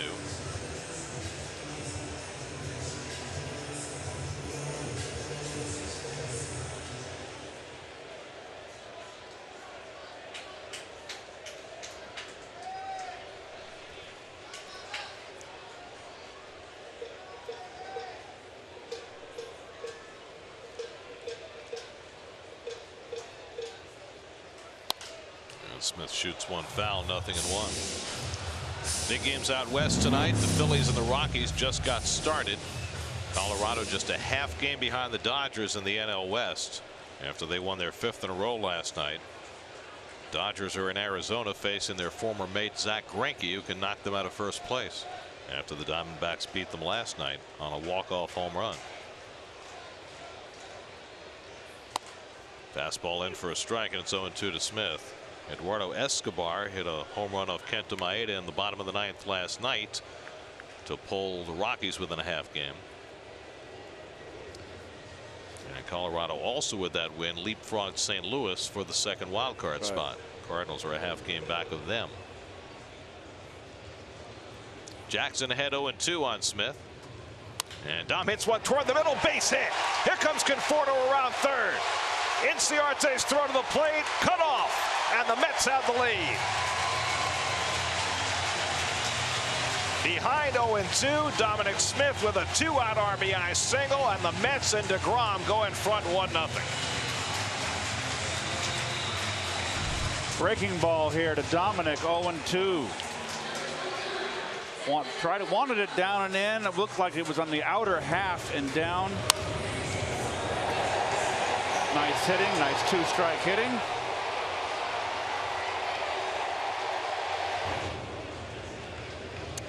With 2 outs, you're on your horse. Once it's contact's made, Conforto runs well.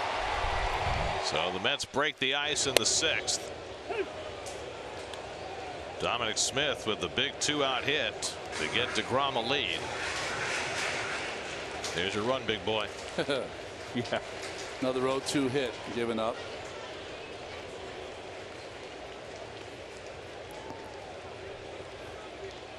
Mazaraca with a big swing, fouls back a fastball, 1-1. So remember we were talking about Degrom before, and that 8 of his 32 starts have been scoreless after 5. 25%, right? Yeah. Elias tells us that throughout Major League Baseball, only 5% of games are scoreless after 5. 5, not 10. Wow. You know, everything about his year is upside down. Mazaraca down on strikes, and that ends the inning, but the Mets score first. 2-out, 2-strike hit for Dom Smith gives Degrom a 1-0 lead after 6.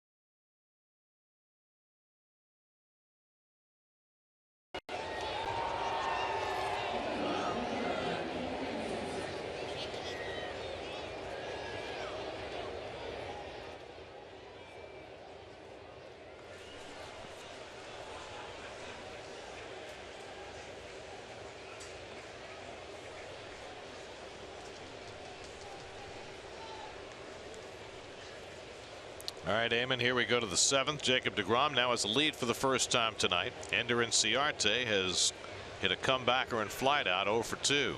Well, here's the meat of the order here. 2, 3, and 4. Their big guns, Freeman and Markakis, are going to hit and this inning, and it's imperative that a goose egg is run up there by Degrom. 82 pitches through 6 innings for Degrom, and the fastball fouled back by Inciarte. Jake has not walked a batter. He struck out 7. Now, I've got a question of art here. Did Acuna reach base? He did, right? Yes. So he hasn't retired 15 in a row, 14 in a row. Right. That streak ended when he reached base and then he was tagged That's out. how I believe it right? goes, yes. Because if he had a perfect game going, that would break up the perfect game, right? Yep. Boy, what? Oh, boy. He secured first. 1 and 2 to Inciarte. Line toward the middle. Caught by Mcneil. Oh, wow. Flying through the air with the greatest of ease, Jeff McNeil. What a play. Well, he went and took a look up there in the big screen. This is a heck of a play. I thought this ball had base hit written all over it. He has just played an outstanding second base. That's a lot of range to his right, Gary. The second terrific play to his right tonight. This one outstripping the first. That's reminiscent of the one he made the other way at Fenway Park. Now Freddie Freeman.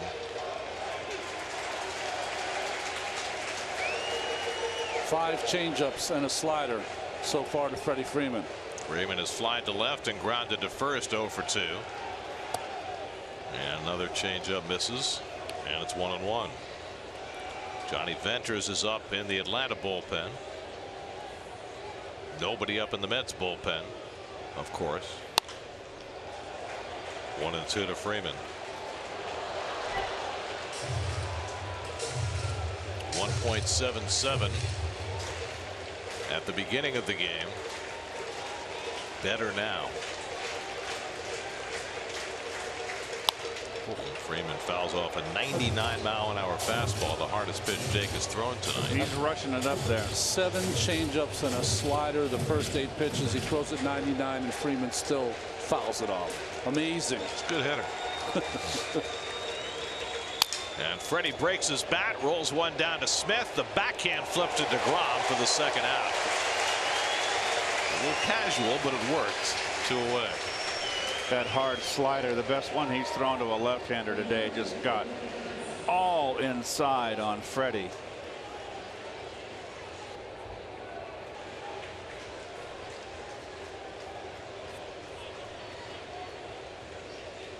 Well, there's been nothing to dissuade the voters yet tonight. He has been brilliant, as has become customary, start after start after start.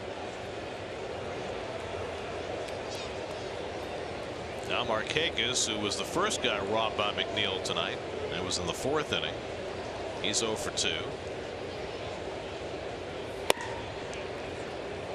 And the first pitch changeup stays up for ball 1.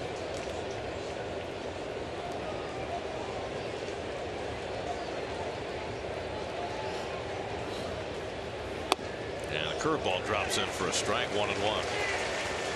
Jake went 7 in his last start in Washington, threw only 98 pitches in that game, and he's pushing toward about the same neighborhood with 2 out of the 7th tonight. But this is his last start of the year. So I would assume that they will push him tonight. The eyeball test tonight. He looks good. Let him stay out there.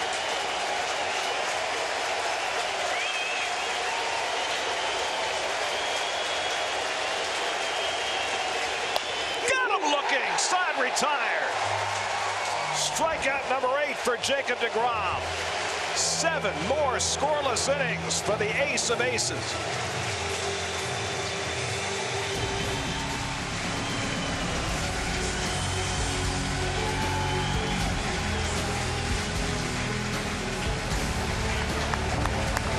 You can get by with a little help from your friends.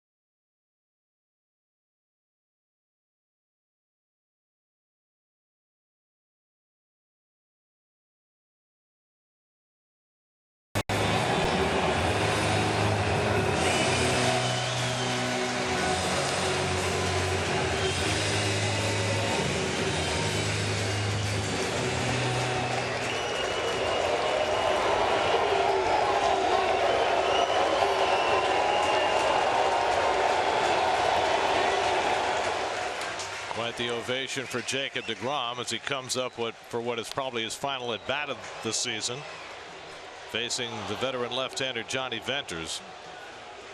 So Degrom will get at least one more inning, and who knows, maybe the full boat tonight.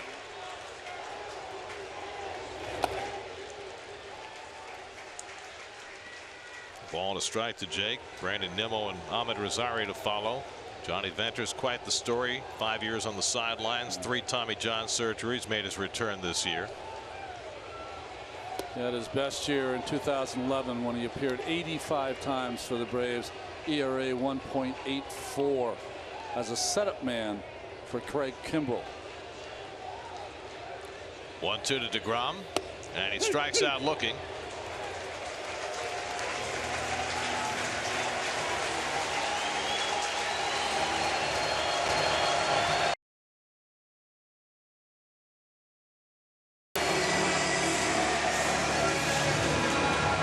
Never miss a chance to get another one coming up when he goes back to the mound. And notice how he had one good swing, the first pitch fastball, but he's saving it for the 8th. Yeah. Now Nimmo has been up twice and walked both times. And Brandon takes a strike. Brandon's on one of these stretches. He's hitless in his last 10 official at bats, but over that stretch he has 9 walks and a hit by pitch.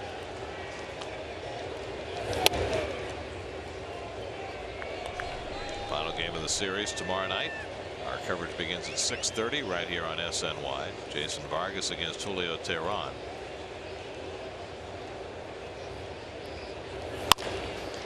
Two-hopper for Albies.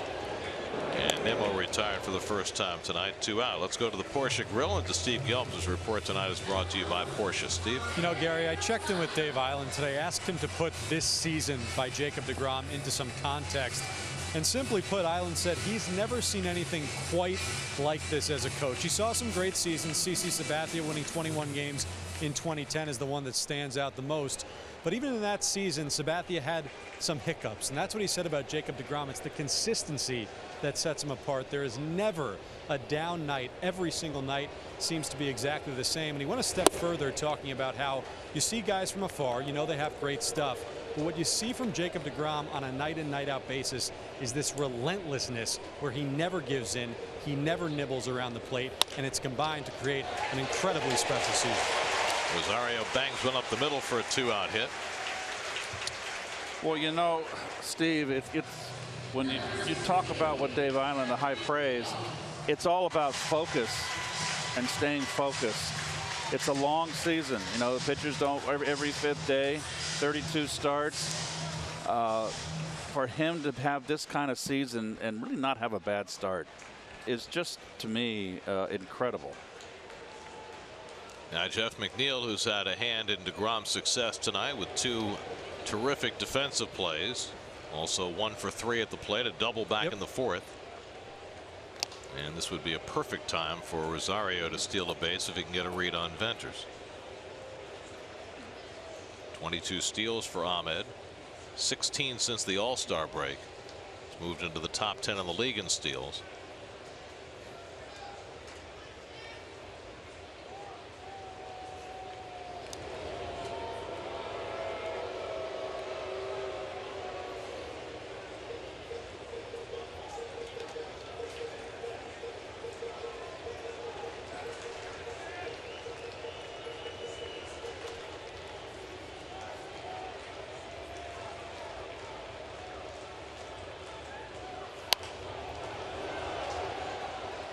And now a quick message from Citi. Think fast. What?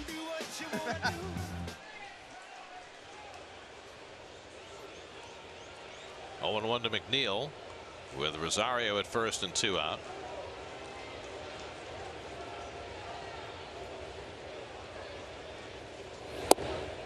And Venters misses away, a ball and a strike.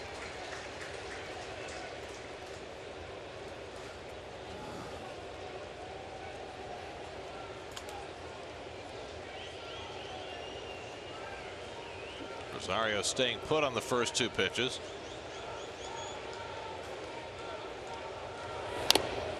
McNeil fouls one back. 1-2.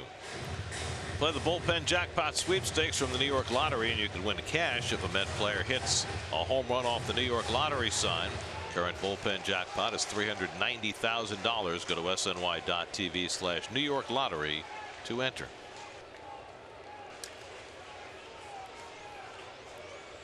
Venters ahead on McNeil. 1-2. And Jeff lays off the slider. It's stopped by Flowers. 2-2.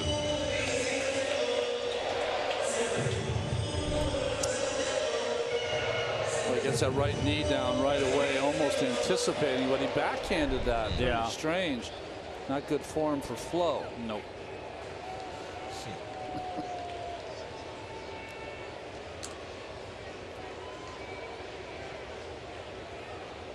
2-2 coming. Slider hit down the left field line. Overcomes Acuna, and he gets there to retire the side. Degrom back to the mound for the 8th, working with a 1-0 lead in his final start of the year.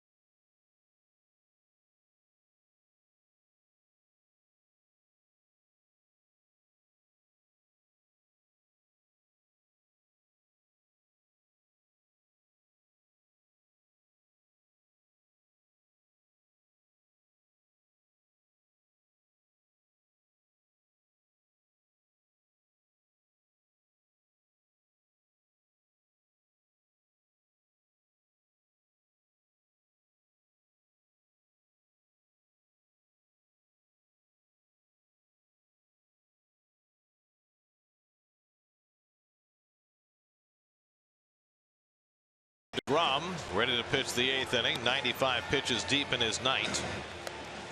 He allowed 2 hits tonight. He hasn't walked a batter. He's struck out 8.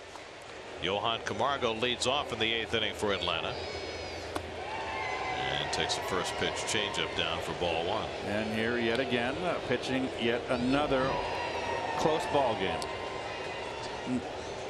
Throwing more pitches with his team within a run than anybody in baseball this year.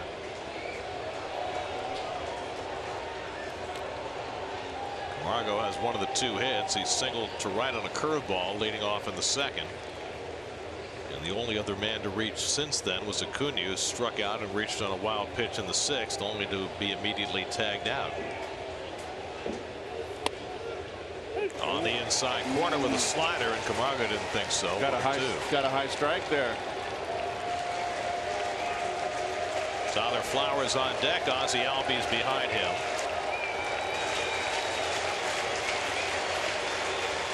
Camargo asking for time, trying to slow Degrom down. Also trying to regroup after that call. Baker struck out 8. And that missed somewhere as he tried to backdoor the slider. 2-2. A little bit outside. Yeah, they've been close, but I think CB's been right. Just missed. Good call. 2-2. Comebacker. Easy play.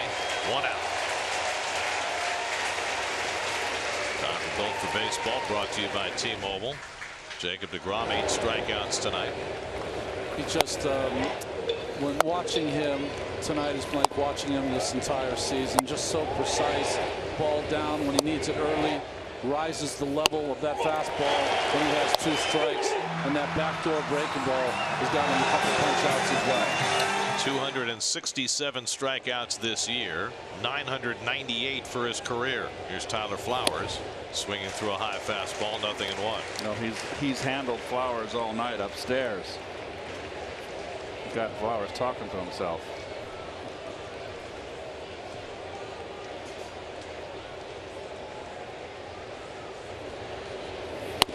And quickly ahead 0-2.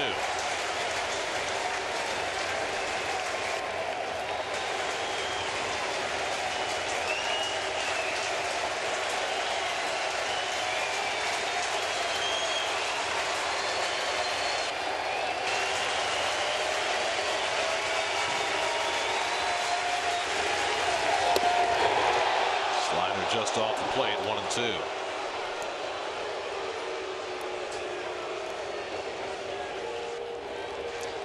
Degrom has already struck out Flowers twice tonight. 1-2 coming. Got him looking. Number 9 for Degrom. 2 down in the 8th. He doesn't use it often, but occasionally he'll throw that 2-seam fastball in the outside corner. Watch it come back. Starts off the plate, just comes back right on that corner and taken by Flowers. Oh boy. Jake now 1 strikeout shy of 1,000 for his major league career. Here's Ozzie Albies. 0-1. Jake has thrown 897 innings to reach 999 strikeouts. The Met record for fastest to 1,000 is 1,048 innings by David Cohn. So he's going to bust that record as Albies swings at a high curveball and misses 1-1. Albies is dangerous, though.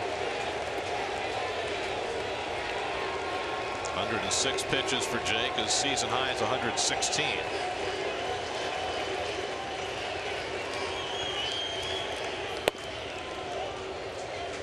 Throw fastballs to Albies, you have to throw him up out of the strike zone like that.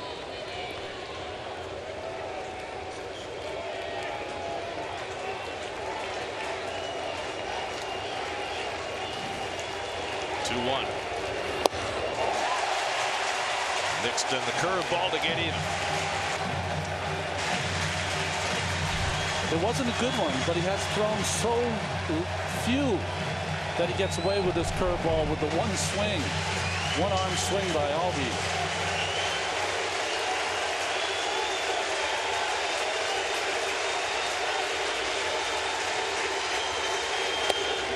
Too high at 99 miles an hour.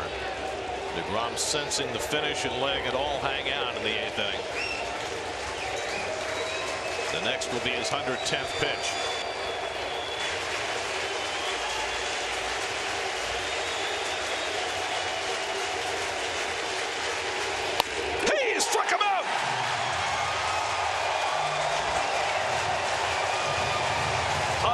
Strikeouts for the masterful Jacob Degrom.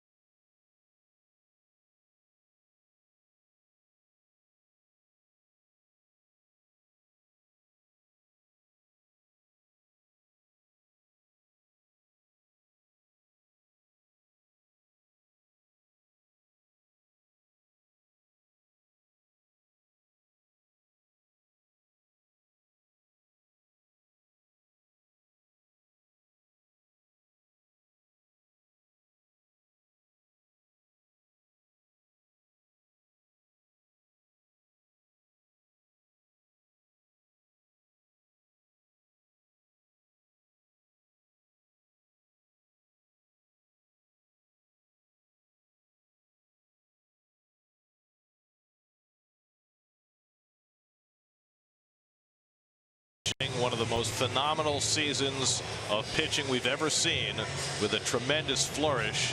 His 1000th career strikeout to finish off 8 scoreless innings. And a hug from the captain. Kyle Wright is on to pitch for the Braves as we go to the bottom of the 8th, and the Mets looking for some insurance for Degrom. Wright was the 5th overall selection in just last year's draft from Vanderbilt. Just his 4th career game. Austin Jackson lines one right back to him for the first out. Well, if Degrom is indeed done, and it appears that he is, he will finish with 217 innings, 269 strikeouts, an ERA of 1.70. And the fastest Met ever to reach 1,000 strikeouts for his career with 10 tonight. Now Conforto, who has walked and doubled and scored the only run in this game.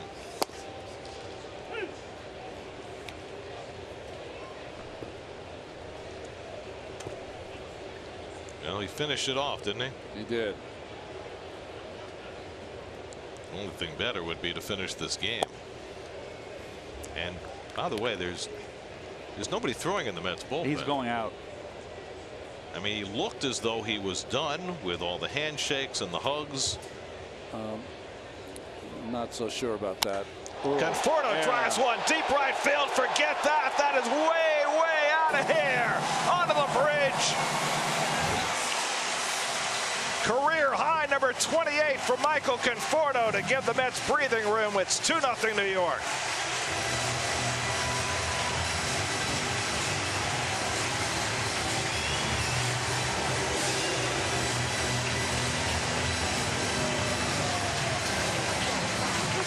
Well, there's the breathing room. That was a master blast from Conforto. Hanging breaking ball. Down the zone and down the middle. Right in the wheelhouse.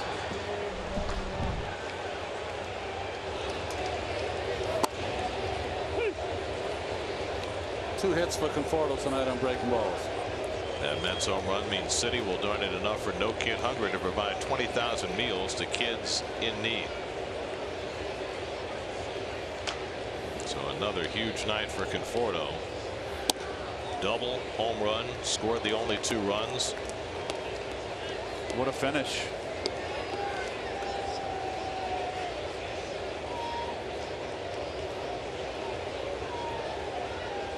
Frazier's 0 for 3 tonight. Well, I've always said the key to hitting the breaking ball is don't rush out and get it. Let the breaking ball come to you. And look at the balance. He didn't rush. Beautiful swing. He hit it a ton.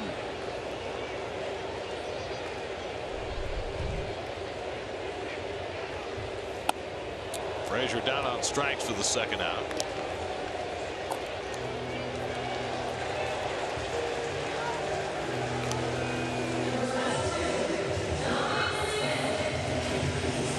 So 2 out and nobody on, and now Dominic Smith, who drove in the first run of this game with a 2-out single in the 6th.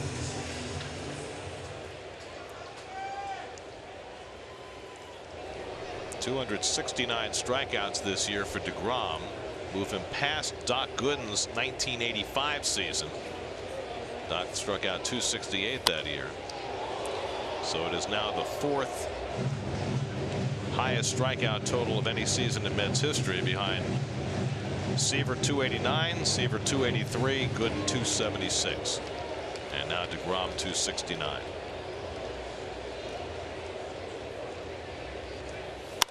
Smith drives one out to deep left field. Acuna back, looking up, and it's out of here. Dominic Smith adds an opposite field home run. Number 5 for Dom, and it's 3-0 Mets.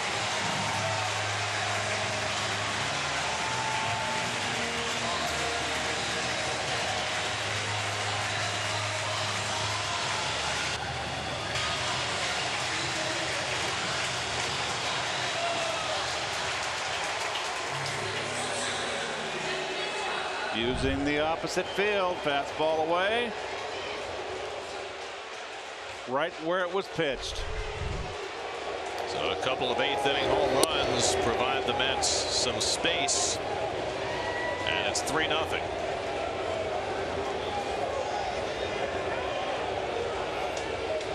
Now Mesoraco.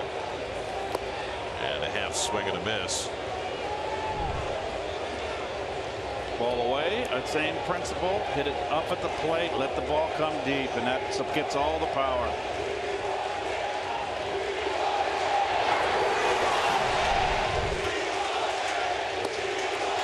The chant is "We want David" because Jay Bruce has come out on deck to bat for Degrom.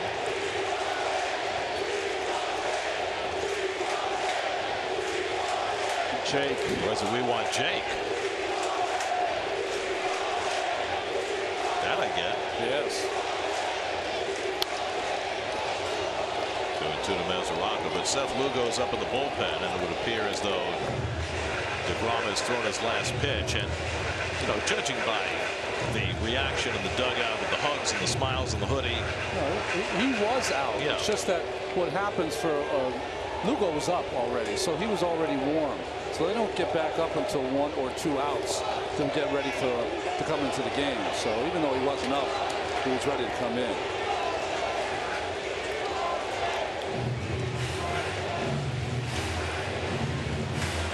well, Jake can feel much more comfortable now that the Mets have added a couple of runs here in the 8th. And Mesoraco strikes out to end the inning. But home runs by Conforto and Smith expand the Mets' lead. Degrom's year is over. Now he just has to wait to see if he gets the win.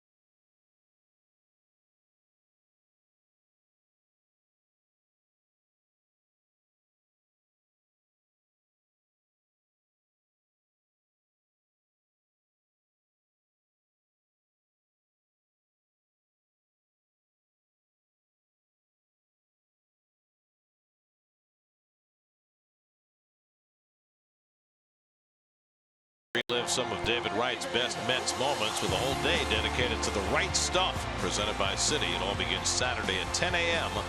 right here on SNY. Let's answer our Verizon trivia question. Highest ERA for a Cy Young winner? He came over to the Padres. Seth Lugo trying to finish it off for Jacob Degrom. Faces Charlie Culberson leading off in the ninth. Lugo, you see his numbers this year, 54th game, has not pitched in 5 days. So Degrom's final line in his final start: 8 innings, no runs, 2 hits, no walks, 10 strikeouts, 1 wild pitch, 110 pitches, and utter brilliance yet again. People's United Bank brings you tonight's starters. Degrom finishes his season with a 1.70 ERA. If Lugo can get 3 outs, then he'll have a winning record as well. Slider off the plate, 1-2 to Culberson. Physically as good a year as I've ever seen any pitcher have. Mentally, maybe the best year I've seen any pitcher have. Pitched an entire season under duress. Season on the brink. 2-hopper from Mcneil. Culberson retired, 1 out. SNY's Super Slow Motion is brought to you by your Mercedes-Benz Tri-State dealers. Mercedes-Benz, the best or nothing. And I think it's pretty solid now.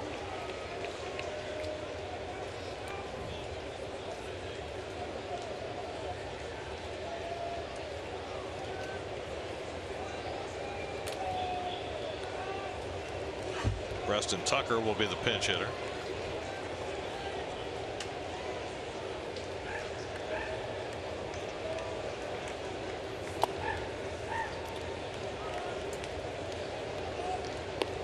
It's almost beyond words what Degrom has accomplished. But now 24 straight quality starts, major league record. 29th straight start allowing 3 runs or fewer. That ties Jake Arrieta's mark that he accomplished over 2 seasons. Already had the single season record. 1-1 to Tucker. When we're done here, Gary Apple, Nelson Figueroa, Todd Zeal will have so much more about Jacob Degrom's spectacular coda to his 2018 season. Tucker fouls it off and it's 1-2.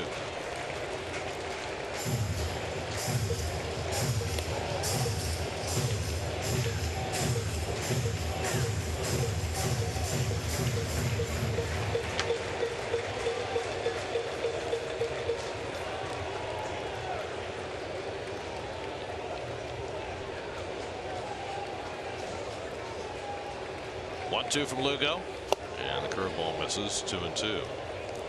Ronald Acuna on deck. Coming up tonight on Geico Sports Night after the post game, 3rd year anniversary, or the 2nd year anniversary of the 2016 clincher. And the football news and the baseball news and all that. Geico Sports Night after the post game tonight on SNY.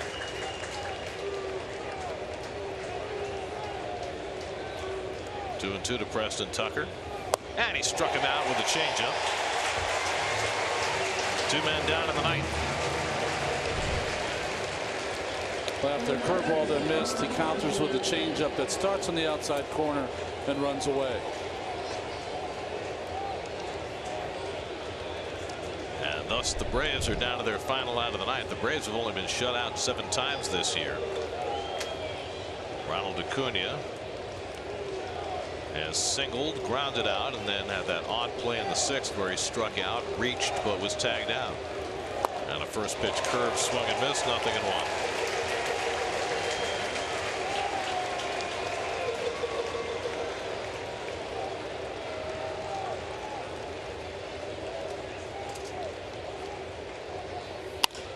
Out to right field, Nimmo coming over, and the ball game is over. To go with all of his other Cy Young credentials, now Jacob Degrom has a winning record to go with it. 10-9, a 1.70 ERA, 269 strikeouts. Tonight, the finishing touches on an historic season for the 30-year-old right-hander from Florida. Well, now the 6th lowest ERA since 1968 for a starting pitcher with over 200 innings pitched. Degrom this season was just phenomenal. If he wasn't on point all year, he might have had a 5-15 year. But because he was on point, he gets himself into double figures in wins. Well, to emphasize how awesome he was tonight in his 2-hit performance, of all the Braves in the lineup, only one batter, Acuna, got up 4 times. That is just shutting down a lineup. Everybody else 3 at-bats. He gave up a leadoff hit in the 1st, a leadoff hit in the 2nd, and allowed nothing the rest of the way. Tonight's game summary presented by Good Humor, and it was Degrom's season writ large, he was just fantastic, as he has been virtually every time he has taken the baseball in 2018. 32 starts, and this one the capper tonight. For every Mets win, the Mets organization is proud to contribute $2,500 to Northwell Health and the Cast Institute for Women's Health. For more information, visit northwell.edu/cats. This win brings the total contribution so far this season to $185,000. Let's go downstairs to Steve Gelbs with Jacob Degrom. Thanks so much, Gary. Jacob, the capper on a truly historic season. I know you have a lot of confidence in yourself, but a full year with a 1.7 ERA, is that something you ever dreamt you could do? No, I don't think so. You know, I try not to look out the numbers, just try to go out there and put this team in a position to win and go from there. So thank you guys. Why do you think you were able to be so consistent night in, night out, especially pitching under duress most of the year? I think just looking back on seasons in the past, trying to eliminate the starts where I gave up 7 or 8 runs and just go out there one pitch at a time and try to execute to the best of my ability. We've asked pretty much everyone around you to put this season into context, but how would you personally encapsulate what you've done? I don't think it's really set in yet. I think over the next couple of days, kind of looking back at what happened, then it'll kind of set in, so you'll have to ask me then. No problem, I'll do that. Finally, Jake, you've talked openly about how you do want the Cy Young. At this point, do you think you've earned it? That's not up to me to decide. That's out of my hands. Well, we'll let the fans decide it because I think they're pretty rousing in what they think. Jacob Degrom, thank you so much for the time. Congratulations on a remarkable, remarkable season. Thanks, Steve. Thank you guys very much. All right, guys, back to you.